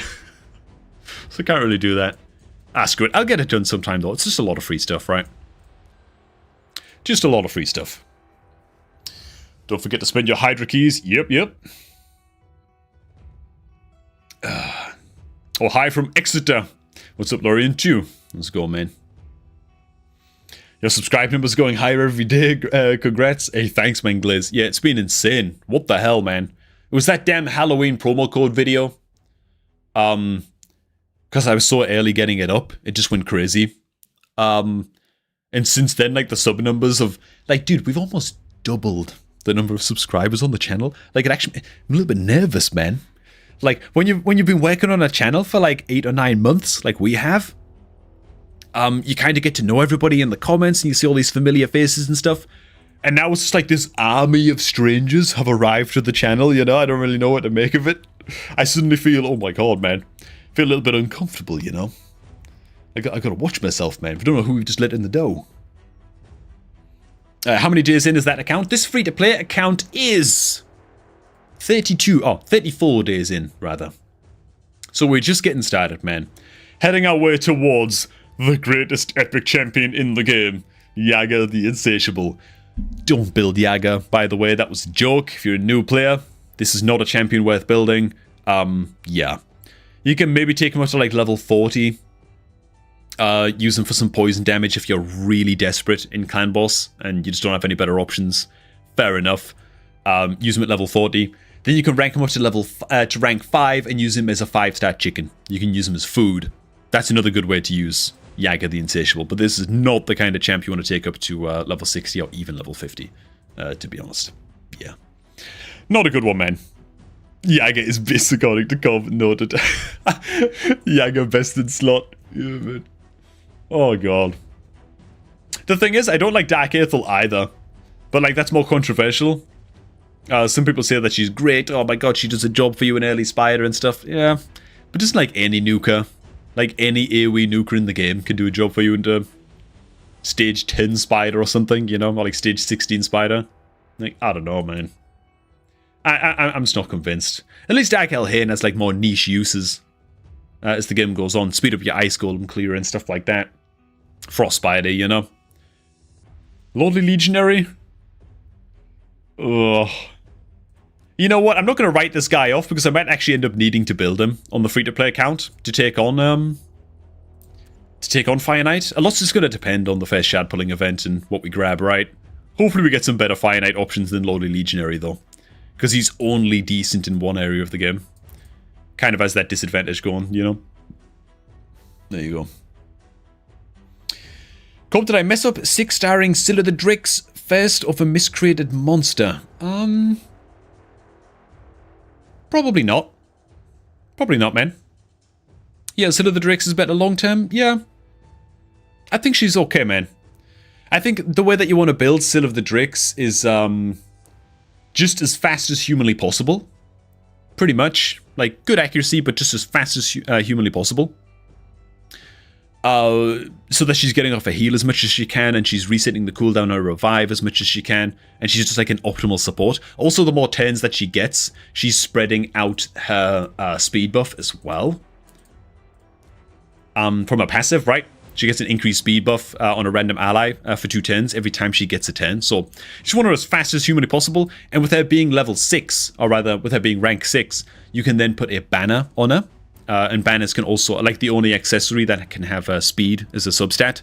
So ideally you just want like any banner on your sill. Ideally an accuracy banner, but with like speed as a substat with a couple of rolls into it if you can. And just get her as fast as you possibly can. And she can, I mean, the good thing about Scylla the Drakes is that when you get her, especially as like a free-to-play account, you know, is she's just kind of good everywhere. Like she brings a little bit of decreased speed debuff, bit of 10 meter decrease on the A1. Revive and ally protect, she brings an AoE stun as well on her A2, and then healing and speed buffs on the passive. It's like, those are tools that are just kind of good almost everywhere in the game. So yeah. Still comes in Clutch and Doom Tower flaws. I have her in Fast Relentless. Yeah, man. That's what I'm saying, man. That's what I'm saying.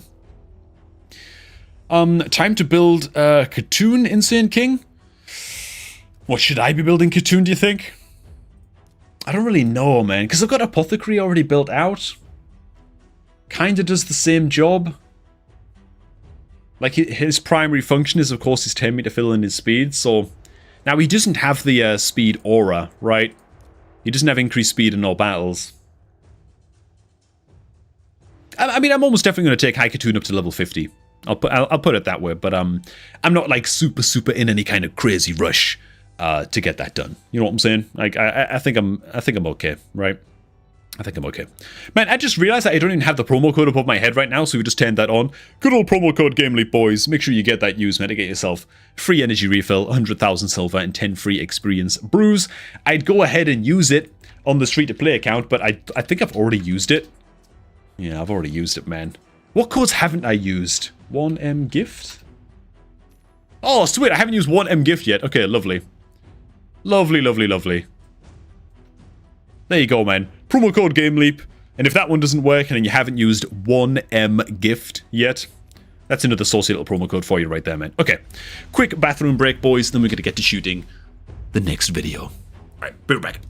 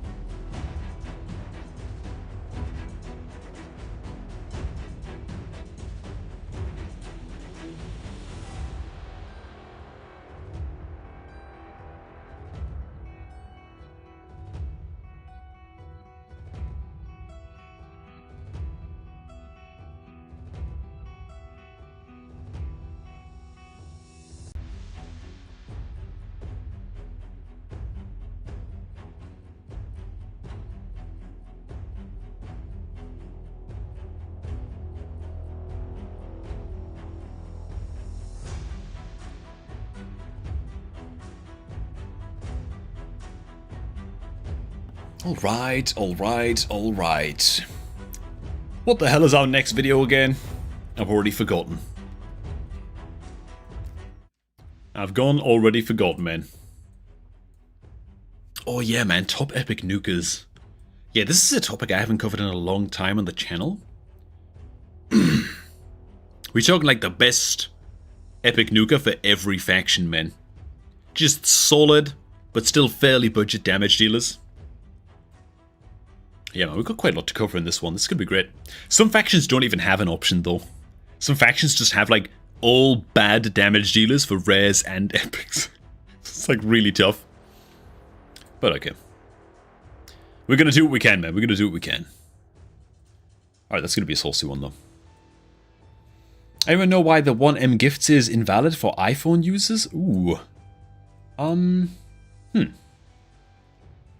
I don't know, man. Are some codes only valid for, PC? Damn. Bannerlords, Garbo, cuties, you already called one of them. Yeah, there's only 2 factions where I don't have a champion. Like, I can't pick one. That's even, like, a decent nuker for that faction. Bannerlords is one of them. Bannerlords is one of them. Okay. Man. Diablo's kind of going to do the same as Haikatoon minus the aura, so have her in the bank if needed to level up. Yeah. Yeah, agree, man. Can you do defensive nukers too, clandestine? Ooh. Is some of them defense-based? There's one of them at least that's HP-based. Everybody knows who that's going to be. To be fair, if you've been playing the game for a little while, you know. Oh, 1M gift only works for PC? Mike Mizzy? Damn, man. Oh, that sucks. So what you can do then, if you're having trouble getting promo code 1M gift to work, is you can just download Plarium Play on a PC. And just log into your Raid account on that PC. And you should be able to just input the code there, get the rewards, and then go back to your mobile, you know? So hopefully, yeah, you've got PC access, man. Should be doable, man. Should be doable. It is shooting time, man. It's shooting time. Okay. God damn, man. Lips feel so... Lips all dry, man. I need some goddamn chapstick. Use the promo code through the Plarium Play site and it says invalid. Damn. Oh, 1M gift works everywhere, but Game Leap is only for PC. 1M gift is not a new promo code, by the way. So if you've already used a promo code, then you try to input it again, it will say invalid code instead of you've already used this code, which is what it should say. It will actually tell you invalid. And so if you used it, like, it's a very, very old code. I think it's been around for like a year, maybe longer, like years. So yeah, if it's not working for you, it might just be the case that you've used it before in the past and might have just forgot that you used it. But yeah. Ooh, other one's got to be bad QTs. Oh no, not correct. I'm afraid, not correct. Barbarian has some has actually a very, very saucy pick that can be a little bit overlooked, but yeah, man. Okay. All right, man. It'll be cool. It'll actually be pretty interesting, man, to see if anybody can come up with good options for the ones where I'm struggling to pick one. So, okay, let's go ahead, man, and get on into shooting this, man. Let's do it. Let's blammer this video out, dude. All right. Okay. Some epic damage dealers in Raid Shadow Legends are basically as valuable as legendaries. Well, not all of them, but it is important that for at least each faction, you've got at least one good damage dealer built out for use in things like faction wars and secret rooms and that kind of thing. So what is up there, guys? This is Cobb, and welcome to what is going to be one good epic damage dealer for every single faction in this game. And if you have one of these champs, they're usually worth building out, right? We're going to be starting off in reverse order with the good old Sylvan Watchers, where we actually have a couple of picks, to be honest. Can't really choose that much between them. But it's going to be Diana and Pan. Each of these, honestly, pretty solid champs. We'll start off with Diana, who is, of course, the Void pick. in this duo, as it takes a little bit long for us to load in there, but she brings a double hitter on the A1, which brings a strong version of decreased defense, which is just great to have on an A1. To be honest, we're going to skip straight into a A3, where she brings an attack all enemies before attacking, place increased crit rate and increased crit damage on this champ for 2 turns, and if this attack kills an enemy, place a veil buff on all allies for 1 turn. So bringing a little bit of extra survivability to the squad as well, which is lovely. Of course, you can build her out with that 70% crit rate because she's bringing the self buff herself, and you can just really hard focus on maxing out her other stats, right? Her crit damage and her attack percent, and get her absolutely clapping cheeks. A quick disclaimer, of course, is if you have a legendary damage dealer for any of these factions already built out, then I mean, I'm not suggesting that you go ahead and prioritize maxing one of these champs out that we're going to be covering in this video, but these are good budget option champs to look out for if you are lacking a better option.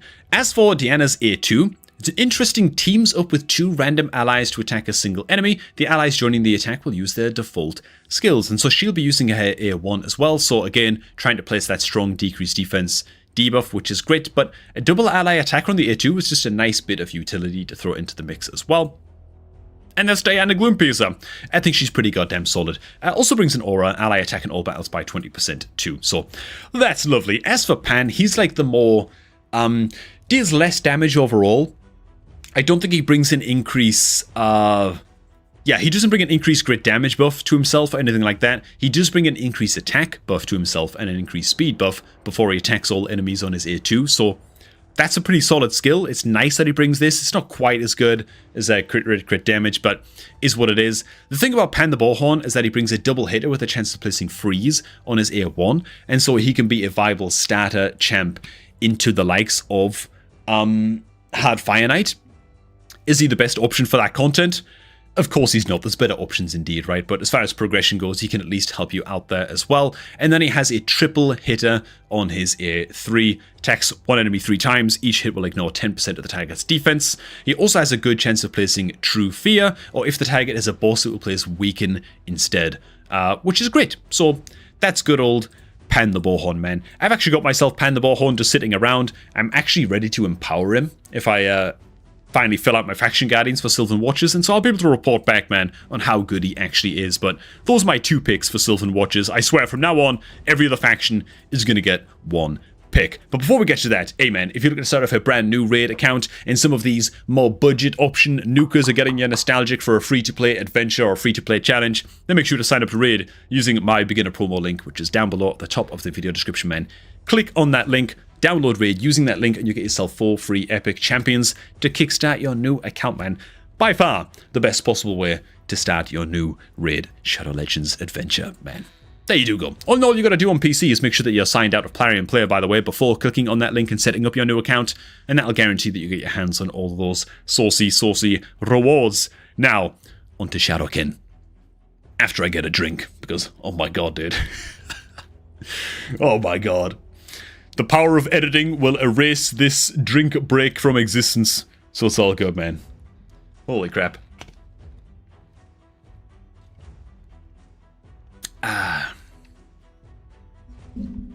Ooh, you think Mistrider is a better option? Where's Mistrider, man? Oh god, is Mistrider something? Good old Daithy. You think so, man? Ooh, he just brings strong decreased defense as well? How would I not know that, dude? God damn, Sylvan Watchers do have some really good options. Some really good options, man. Holy crap. Yeah, I gotta go back and add in Daithy, dude. I gotta go back, man. You guys are correct. Actually better than Pan, right?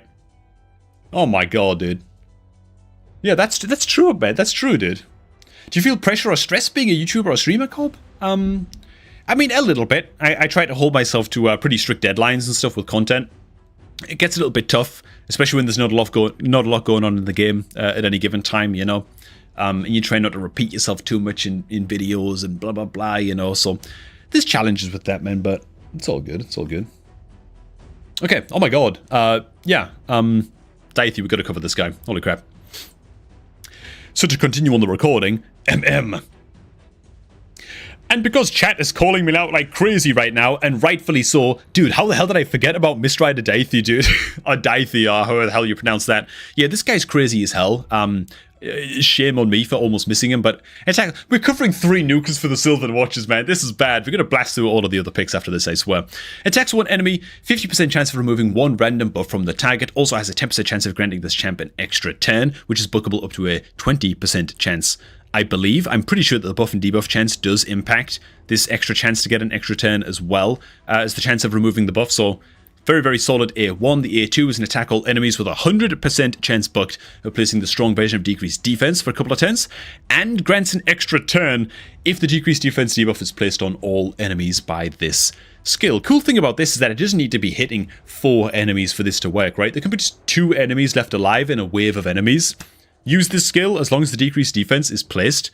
You're just kind of good to go, right? You're set, and you will get the extra 10, so it doesn't even matter that it's at a 4-10 cooldown. It's going to get that extra 10 anyway, you know? And just dial it down by 1 turn. The A3 plays increased attack and increased accuracy buff on this champ for 3 turns, which is a great buff to have on a nuker damage dealer, right? And then grants an extra 10. But the increased accuracy is so good because it means that, of course, you don't have to invest like 300 accuracy or whatever into your Daithy to get him landing this decreased defense debuff. You can take care of business with like 150 accuracy and then focus the rest of your stats on damage, man. So that's definitely a very, very lovely, nice to have. But there you go, man. There he is. Oh my god, I can't believe I almost missed that guy, man. But there you go. Alright, man. Saved. Okay. Let's just keep on heading in reverse order, I guess. Next up, we've got the good old Shadowkin. There's only one option here, really, man. It has to be Genbo. I mean, there are some great damage dealers and some great nukers in the Shadowkin faction as well. We're not even touching on a Boro here, who has great damage potential as well. But when it comes to just an out-and-out nuker, Genbo the Dishonored, especially when it comes to PvP, probably like one of the top 3 epics in the game when it comes to just an out-and-out nuker. Yeah, and like a lot of the best nukers in the game, he's also going to be bringing his very own increased crit rate and increased crit damage buff on himself as well, then gets that extra turn right away on his A3, which is great. You can chase that up with a good old A2, which is just an attack all enemies, 100% chance booked of decreasing the duration of all buffs by 1 turn, and this effect cannot be resisted on crits. Needless to say, you're going to build him out with 70% crit rate anyway. He makes up the rest on his own, so 100% crit. This is just never going to be resisted, meaning you don't have to worry about building accuracy on your Genbo, which is great. And then he's got a double hitter on his A1 as well. Each hit steals any increased attack buffs. Each hit also has a chance of stealing 1 random buff. The increased attack buff steal cannot be resisted, so yeah. No accuracy needed. The guy hits like an absolute truck. That is Genbo for the Shadowkin, man. Moving on to the dwarves. Dude, there's some good options in the dwarves, to be honest. I can't pass up the opportunity, though, to spotlight Morag. Is she actually the best nuker for the dwarf? I don't know if she is, man, but she is solid. Dude, look at the braids, man, on this gal as well. Are you kidding me with this? She looks badass as hell. One of the craziest, most awesome looking character designs in Raid 2. And she has a very, very unique kit as well. She's a defense-based nuker too, which is great. On her A1, she's got a double hitter that will ignore shield buffs. Fine. The A2 is an attack all enemies, places a strong strengthen buff on all allies for 2 turns. Also just lovely. On her kit doesn't seem that great so far, right? But we just gotta keep reading. On the A3, teams up with 2 random allies to attack a single enemy. The allies joining the attack will use their default skills. Grants an extra turn if any enemy is killed, which is just lovely. And then on her passive, counterattacks when hit while under a strengthened buff placed by this champion. She's just a meathead. She just clobbers people, man. She basically always has the strengthen buff active anyway, right? And so she's spamming this goddamn passive. She's counterattacking like crazy. She's ally attacking like crazy. Morag Bronzelock. Dude. I don't know, man. I was just looking forward to for a reason to spotlight this champion. I think that she's an absolute giga chad. I would love to have this champ on my own account. Don't have her even on the main, man, so I'm a little bit sad by that, but there you go. I could also, of course, just have covered Geomancer here. Is he really a nuker? He's a damage dealer, that's for sure, and a very, very, very good damage dealer in certain areas of the game. and that's great. But for an out-and-out, I'm going to keep things to just the out-and-out nukers more than anything. Dude, do we want to be covering Gala long braids as well? Oh, there's some amazing options in the dwarves, but again, I'm going to try and keep it to just one. So, yeah, we'll stick with good old Morag, man. As for the Knights Revenant faction, ooh, this one's a little tough. Whisper is, of course, an incredible damage dealer. I mean, ridiculous. One of the best in the game. Just insane for killing bosses in particular. We've covered Whisper before in previous videos, and when it comes to just single target damage, specifically against bosses, Whisper is an absolute demon. She's a monster. Franox is an extremely hard hitter, though she doesn't bring that much else to her kit as well, so Franox is a little bit questionable to cover. I'm going to go ahead and cover another controversial one here, and just use this opportunity to spotlight good old Thalesia. Thalesia is a very, very versatile damage dealer, primarily because she's bringing the increased defense debuff for a couple of turns on her A3, and so she's a natural kind of upgrade for the likes of War Maiden on your account when you're just starting out, which is how I used her. But dude, the reason I'm going to spotlight Thalesia is because this skill, it hits pretty goddamn hard, man. She's quite squishy, Thalesia, right? Low base health, average to below average-ish defense. She's quite hard to keep alive, but when it comes to just dealing damage, this skill is actually very, very solid, as is her A2, which is another attack all enemies, increase the duration of all debuffs on enemies by 1 turn. So the cool thing about Thalesia is that you can build her out as a nuker early on your account. It's just like an out-and-out damage dealer, and then once you get a better damage dealer option for your Knights Revenant faction, what you can do instead is just build her out to be nice and fast, super high accuracy, but just to focus on speed and just getting up her debuffs as much as possible. And she's kind of like a secondary nuker at that point, where damage isn't her real focus. She's mostly there for the debuffs and the like, you know. Could even throw in something like a bloody stun set, to be honest. These are like 2-3 turn cooldown AoEs, and so she could also go into that kind of role as well, where she's like half stun set, debuffer, bit of damage. But until you find a better option, she's actually just a very, very good damage dealer indeed, man. Surprised me a little bit. Again, though, she is a little bit squishy, so yeah. Is she actually the best nuker for the Knights Revenant? I mean, we even got Sinesha in there that you can talk about as well. Probably not, but again, I'm going to use this video to kind of spotlight some champs that don't quite get as much love. As for the Dark Elves, ooh, do we have some options here too? I mean, even Dark Hail is just a great damage dealer. Obviously very, very, very poison focused. And so he has uses into more specific areas of the game. I think I'm going to use this opportunity to hone in on good old Durandal, man. This is a unique damage dealer in Raid. This guy's quite unique. I also notice a lot of my picks here are going to be quite controversial, but you know what? It is what it is. We can at least get some discussion from this going, right? So Durandal, quite a unique kit, man. He's got a double hitter with each hit having a chance to place freeze on his A1. This chance increases to 30% on each crit, so that's quite nice, right? It's actually a 30% chance on hit to be placing the freeze on the A1, so he has some utility in that. On his A2, he's got an attack all enemies, will ignore 15% of target's defense, and gets a little bit of 10 meter fill as well on each crit. So you're attacking into 4 enemies, it's a 40% 10 meter fill, which is just quite solid. And then on the A3, attacks 1 enemy, ignores half of their defense. This skill smacks, from what I've seen, hits really, really hard, and also plays a perfect veil buff on this champion for 2 turns if this hit is a crit. And so he brings a very, very unique, almost like comparable to Ninja's survivability. Ninja has almost always got that perfect veil up on himself, just reducing the amount of damage that he takes from AoE hits, making himself untargetable to single target hits from enemies. Durandal is kind of bringing much the same thing, where he's just quite a survivable and durable damage dealer, which is just a very, very nice to have, and the fact he smacks on top of that is also a big help too. Okay. What are we on to next, man? Undead Hordes? Okay, we'll get to them in just a sec, man. Dude, during like these champion ramble videos, it's, man, I need to drink often. Oh my god. Ooh, Skullcrown. Skullcrown was a good, Skullcrown's a good shout as well. For sure, man. Did your Ruella for Faction Wars running? Yeah, why not both? I mean, they're from different factions, you know, so you can only use champions from a specific faction in the Sylvan Watchers Faction Wars, for example. Only use Dark Elves in the Dark Elf Faction Wars, you know. I'm assuming that you're quite new to the game, you know. Sylar for damage, do you think, cuties? Maybe. You normally watch my videos with 1.5 speed, Devishish. Oh my god. See, I feel like I speak quite fast already. Because I'm quite conscious of the fact that, you know, people kind of want to blast through videos. Especially if it's like a guide style video, they kind of want to get to, like, cut to the chase, you know? So I try to be quite quick, but yeah, Ruella's great. Yeah, Ruella's great, man. Oh, Daithy, sorry, Ronan, sorry, yeah, Daithy, Ruella. Yeah, I thought you meant, I thought you said Dirindel, or Ruella. Sorry, man, that's my bad. She's a vegan elf too. Yeah. Daithy, Ruella.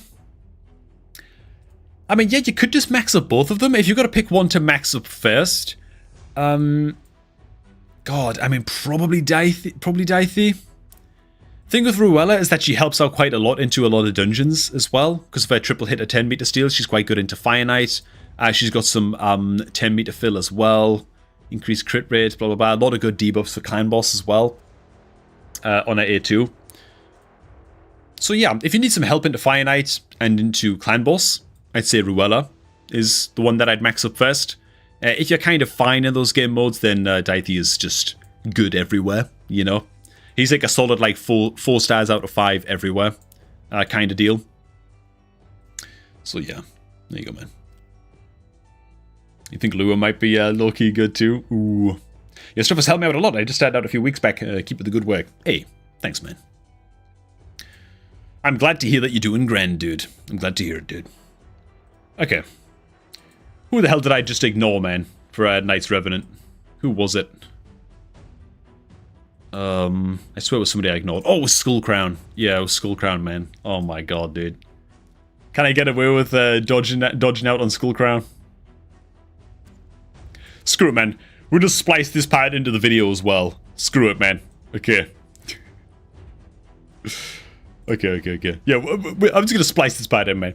And Skullcrown is another fantastic epic damage dealer as well. Is Void Affinity, is a little bit harder to get your hands on too. Honestly, there's a lot of good options in Knight's Revenant. Everyone's gonna be tilted as hell that I picked Thalesia to shout out in this video, but is what it is. Okay, boom, there you go, man. We'll just splice that into the video, man. Everyone who's watching the video, they don't have to know that I screwed up and totally missed her out, man. So, there you go. Sorted. Okay. Alright. It's 2 hack week, minus level 60, fully ascended, and can solo campaign, stage 12 stage 3. The thing about 2 hack... let me see his kit real quick, man.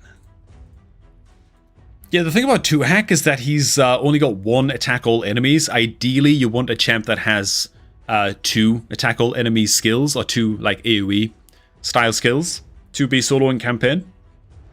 2 guys... 2 hack has like multiple single target hitters and only 1 AoE, and so he is going to struggle. He's going to struggle, you know. Yeah. That's going to be the drawback of him, man. Boo guy. Okay. Alright. Who are we looking at, man? What are we up to again? Oh yeah, Undead. Okay. Alright, man, moving swiftly on to the Undead Hordes. Scroll on down to the epics. Okay, dude, we got some options here, man.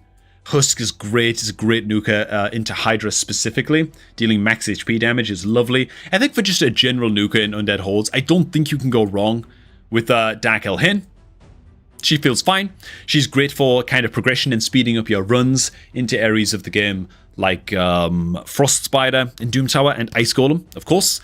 Mostly because of her passives, right? Which I guess we'll just cover these first, but she gets some 10 meter fill and instantly activates her A2, which is an attack all enemies, whenever this champion or an ally receives a freeze debuff. So that's why she's lovely into those 2 bosses in specific, where you're getting frozen all the time. And if she gets frozen, instantly remove any freeze debuffs from this champion and replace them with an increased crit rate and increased crit damage buff, and a strengthen buff whenever an enemy places a freeze on your Dark Elhen. So lovely. Her A2 also gives herself an increased attack. She has a chance of placing decreased speed as she attacks all enemies. The A2 is very, very good, and the A1 is fine. It's destroy a little bit of max HP, but it's mostly about just spamming as many of the A2s as you possibly can.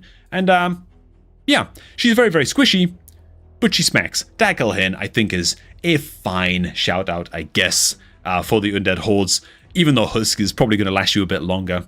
and help you scale up into things like Hydra, man. So we've got some good options there too, man. And if you feel like I miss any of these super OP nukers, by the way, make sure to go ahead and plop them down in the comments as well. Okay, moving on to Demon Spawn, I think there's actually only one option here, man. It is, of course, going to be the big man himself, Magna. Our first HP-based nuker. Just build him crit damage and as much health as you can possibly get on this guy. And then it's all about the A2, which is an attack all enemies, place an extra hit on enemies without HP burn debuffs. Just don't run in with any HP burn champions, and this is always a double hitter on all enemies, and it hits exceptionally hard. He's a little bit of a one-trick pony, but what he does well, he does exceptionally well. And so yeah, I think that Magna has got to be the call out for Demon Spawn, man. Onto the Orcs, we have a little bit of more of an interesting pick here. Arguably, some people say the best epic champion in the game. I don't know if I agree with that, to be honest.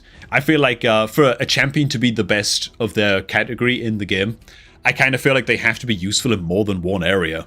Surely, like, versatility has got to be something that you take into account, and Sia is not great into, I don't think almost any boss encounters, but when it comes to wave content, oh my god. I mean, I've seen videos on YouTube of Sia's hitting for like 500,000 and just deleting waves without any problem at all.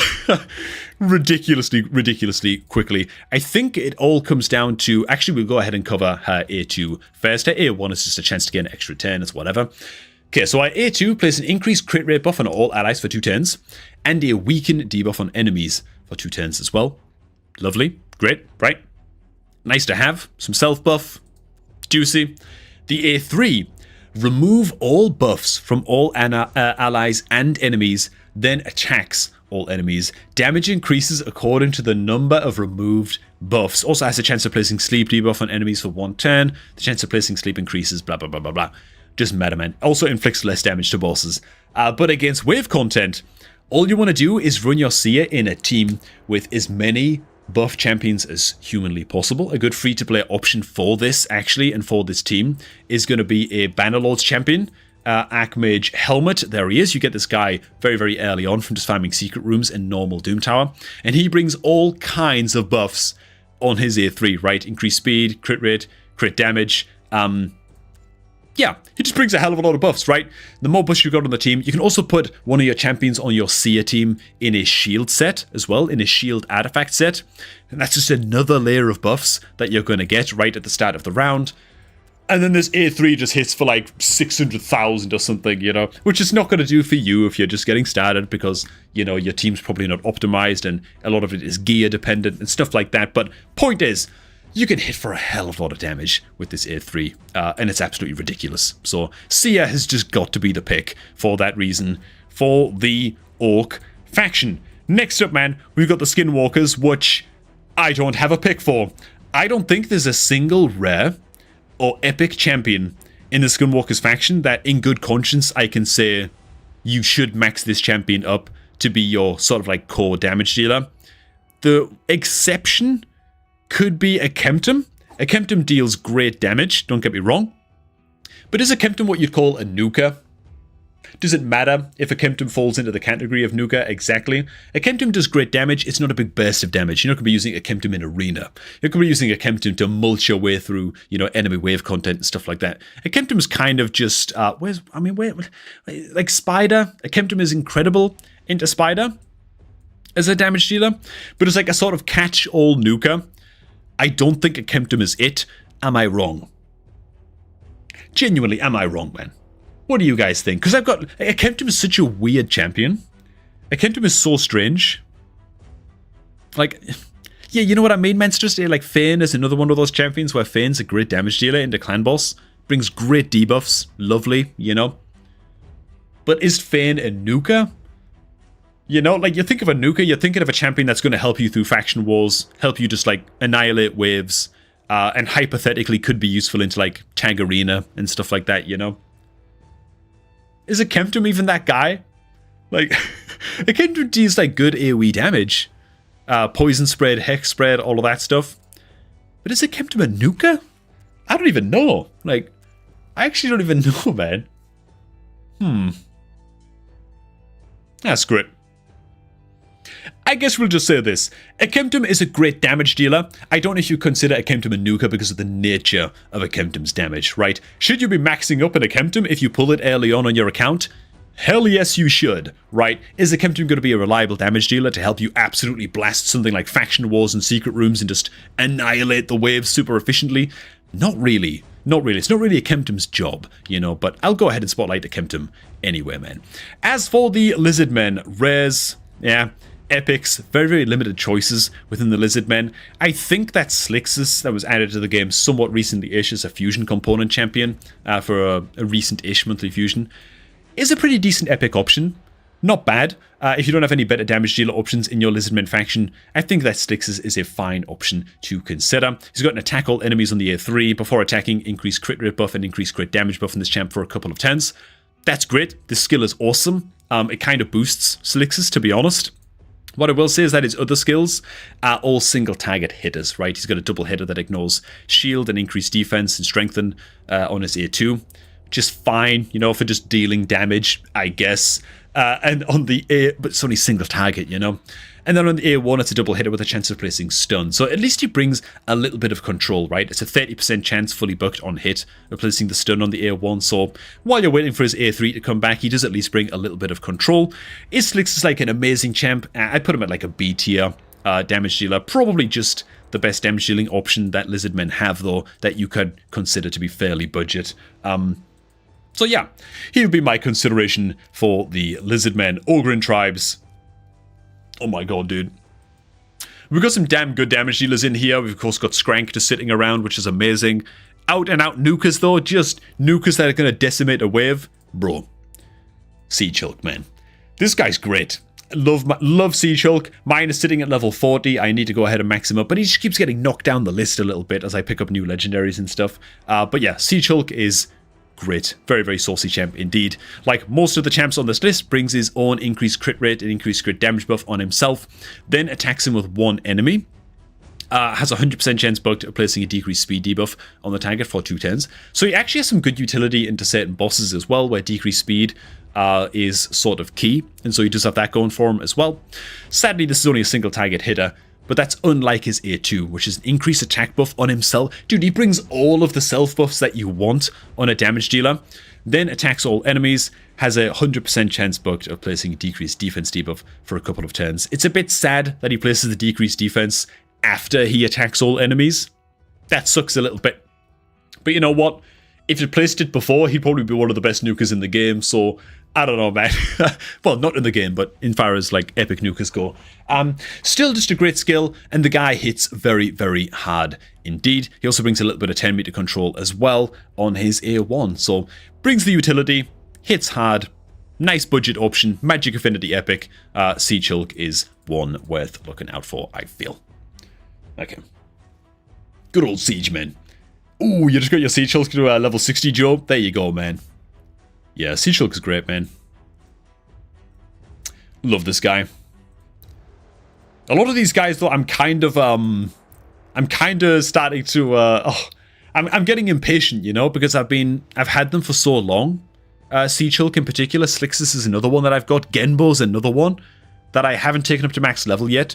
Just because they keep getting knocked down the totem pole, you know? Like, I keep getting legendaries or, like, epics that I need to progress in Hydra.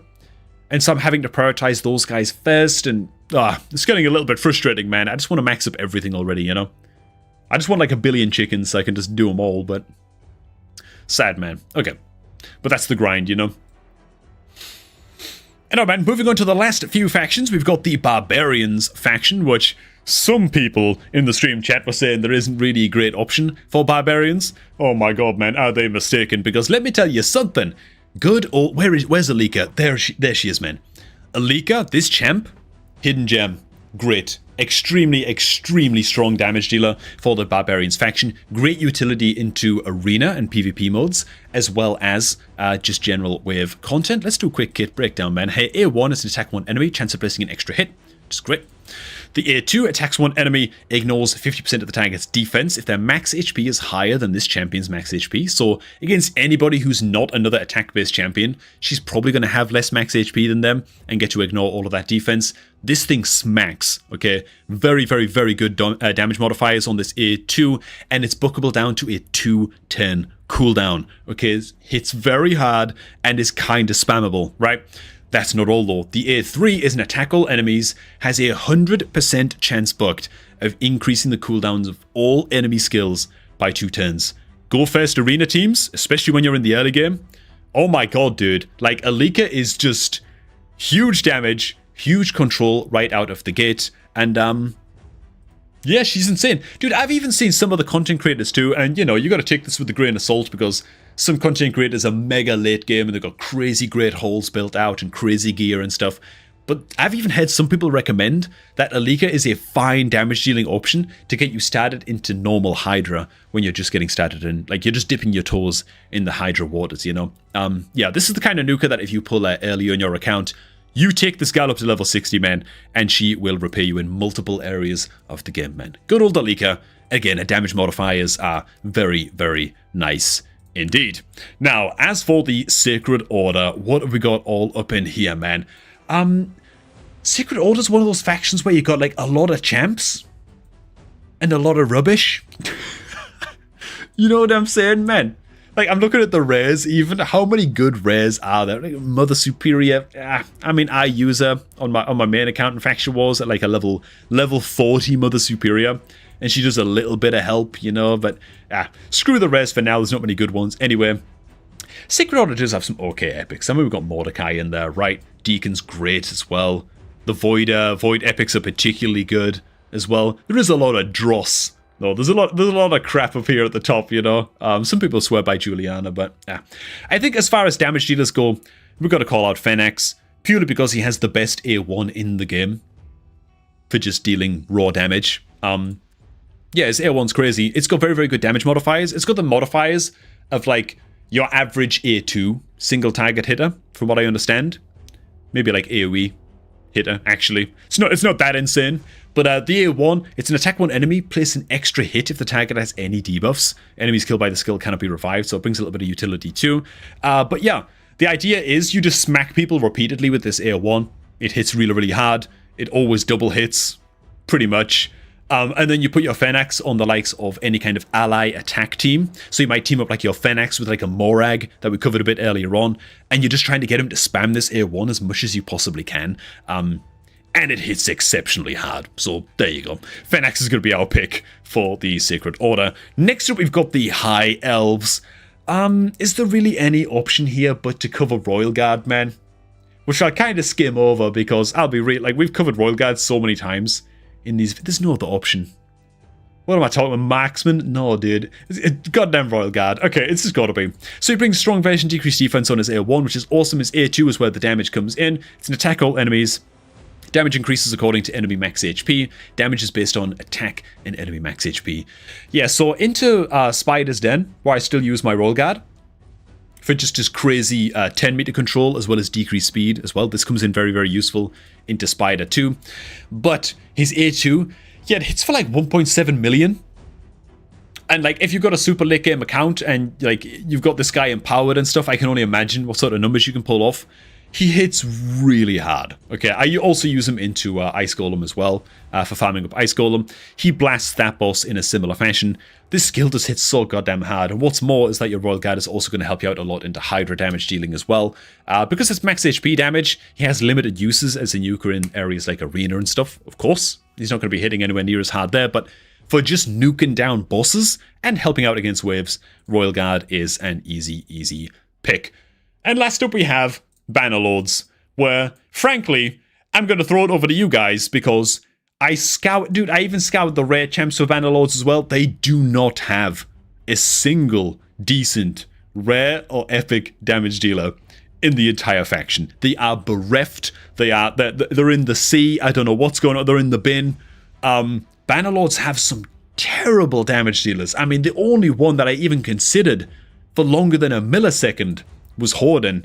but he's kind of gimmicky, you know, like in how he works. Or he gets some like extra turn mechanics, and he gets an extra turn if he kills a tiger with this A1. I guess you can max level your Horden. The only place you'll use him ever, really, is Faction Wars. You know, it's a lot of resources to put in. You got to put some damn good gear on him to ensure that he's getting kills with this A1. I can't in good conscience recommend that you max up a Horden. Now, I guarantee there's going to be somebody in the comments, right, when I post this up as a video on YouTube. I maxed up my Horden, bro. I use him everywhere, man. Live Arena, Hydra, I'm telling you, Horden is the man. Well, you know what? I'd love to hear about it. If you have maxed up a Horden and you feel like you're getting value out of him, do let me know. Be interesting to hear about. But for me, I don't think I've seen enough to be convinced. Bannerlords, man, they're in pain, man. They're in the bin. Alright, man, what do you guys think of my picks? Where did I go wrong? Probably every single pick, according to some people, but there you go, man. Hey, thanks for watching. Make sure you drop your thoughts down below. And you know what? If you're looking to start off a brand new raid account yourself, then make sure you do so using my beginner promo link down below to secure the best possible start you can get in Raid Shadow Legends with 4 free epic champions. And just all of them are just crazy, crazy good. Well, apart from Romero, but you can't have everything in this life, okay? The other 3 are really, really good. And I'm going to get you off to an incredible, incredible start in Raid. Just make sure that you are signed out to Plarium Player before clicking on that link and downloading Raid to guarantee that you set up a new account and get all of those fresh, lovely, lovely rewards. Alright, thanks for watching, guys. Hope you also enjoyed this one. And I'm going to catch all of you all just a tad bit later, man. Bam. Done. Lovely. Saucy. Done. We cooked, man. We cooked. We made it happen. Yeah. Ooh, Chevalier Clandestine. Is that a recommendation for Bannerlords? Where's Chevalier, man? Is he down here? There he is. Good old Chevalier, man. Good old Chevalier. Defense? Like defense-based nuker? Like does he do damage? Oh, are we just pointing out like a champ that's just good in general for Faction Wars? Maybe not like a damage dealer. Leaving off Zagala is a crime? Oh, goddamn. Oh crap, we saw on the Ugo screen? Damn, sorry boys. Sorry. I'm still new at this whole streaming thing, man.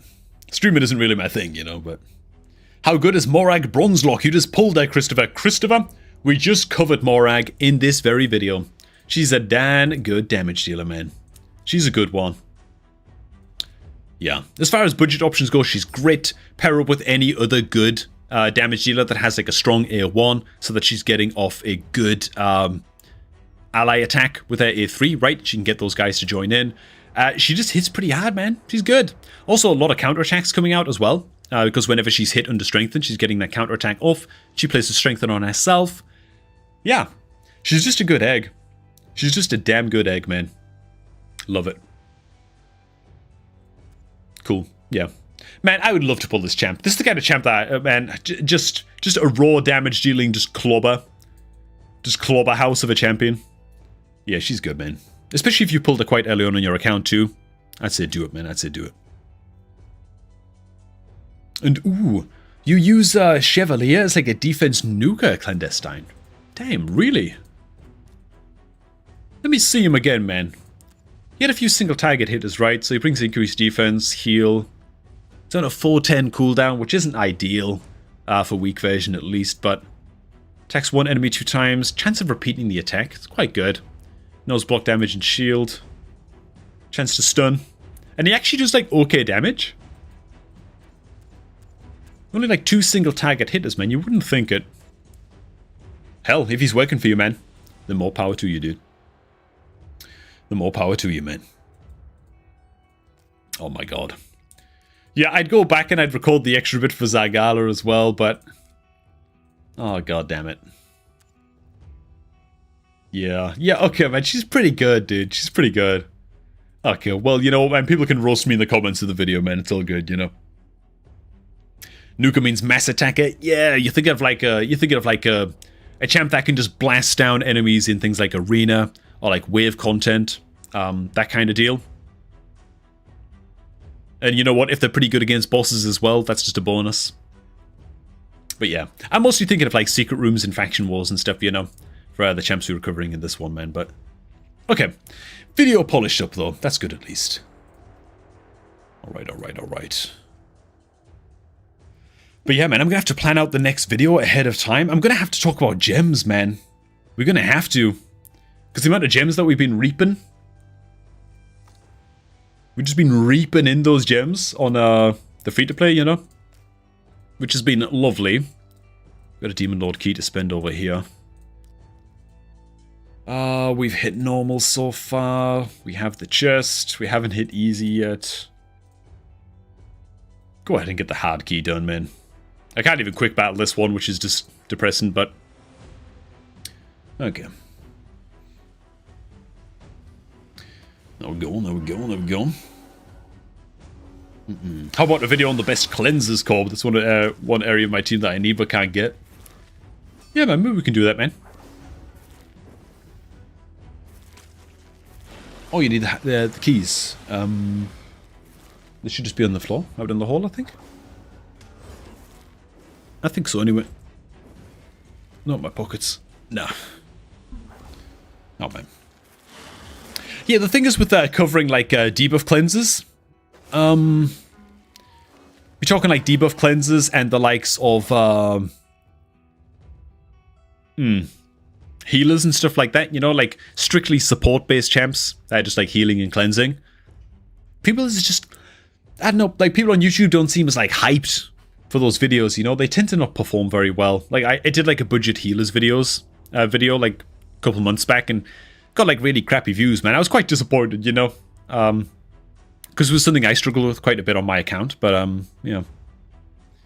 There you go, man.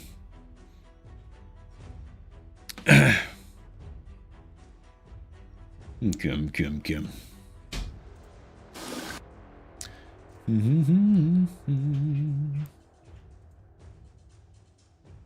Okay.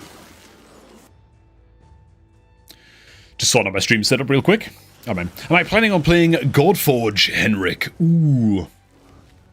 Nah, I don't think I have the time, man. I don't think I have the time, you know? I don't think it's possible. I don't think it's possible, man. Like trying to stay on top of a free-to-play account and my main account at the same time. And pumping the videos. And even just like thumbnailing the videos and titling stuff and trying to like run the YouTube channels, you know? It's like, oh my god. Like I'm already like really burning at both ends, you know? I don't think I could handle another game, man. It does look interesting though. Godforge just look interesting. For sure. Who knows, man? Maybe one day. I won't write it off completely, but yeah, man. Looks good.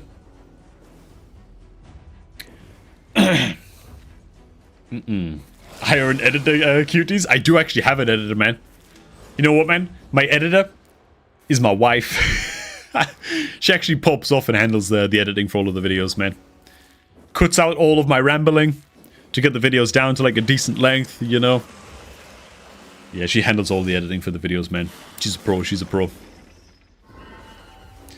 Yeah, we're like a little content creation duo. But you know, man, it's great. Yeah, it works out, you know. Works out good. But yeah, the video thumbnails and the titles and stuff, I do all of that stuff. Thing is, it's kind of all second nature for me. I've been on YouTube for so long, you know. Like I've worked on YouTube for, man, how long now? Longer than I even dare think, actually. Basically all of my adult life. I mean, 13 years. Something like that. It's kind of crazy, man. Time goes by. Time goes by in a flash, you know? Okay. Alright. Speaking of which, though, speaking of video creation and all that stuff, we gotta go ahead and wrap things up, man, because I've got to get these videos pumped out. Actually, one of the videos that we covered tonight on tonight's stream is going to be the video that goes up tonight on the YouTube channel itself, man, for everybody who missed the stream, you know what I'm saying? So, I'm going to go ahead and get to that. So, one final time, alright? If you're looking to start off your own goddamn raid account, then do it right now by using the beginner promo link down below in the video description box. It's literally the best. Dude, I'm going to go out on a limb and say it's the best beginner promo link that exists right now for starting off new accounts. in this game. Like, I don't think I see everybody else's noob links to it. Or you can get 2 epic champions if you use my link. Bro, it just doesn't compare, man. 4 free epic champions to start off your new raid account is just mental, is insane. They're all very, very solid epic champions as well to help with account progression. And all you got to do is make sure you're signed out of Plarium Player on your PC before you click on that link. Hit the link, download raid, and you get the 4 free epic champions, man. That's it. It's crazy as hell. So yeah, just the best possible way to start off your new raid account, man. And I'll leave it at that. All right. Thanks for watching, guys. Huge, huge thanks for everybody for just chilling out, for hanging out, for, you know, giving me the opportunity to sort of touch down with all of y'alls in a way that's not just me reading YouTube comments, which, you know, isn't halfway as interesting than actually getting to chat to you guys live, man, and see what's up with everybody, you know. It's awesome. So I hope you all enjoyed it, and we're going to catch all of you guys just a tad bit later. And, yeah. Have fun, everybody, man. Take some time to chill out this evening, because you probably deserve it. You know what I'm saying? Alright. Have a good one, guys. And I'll catch all of y'alls tomorrow at about the same time.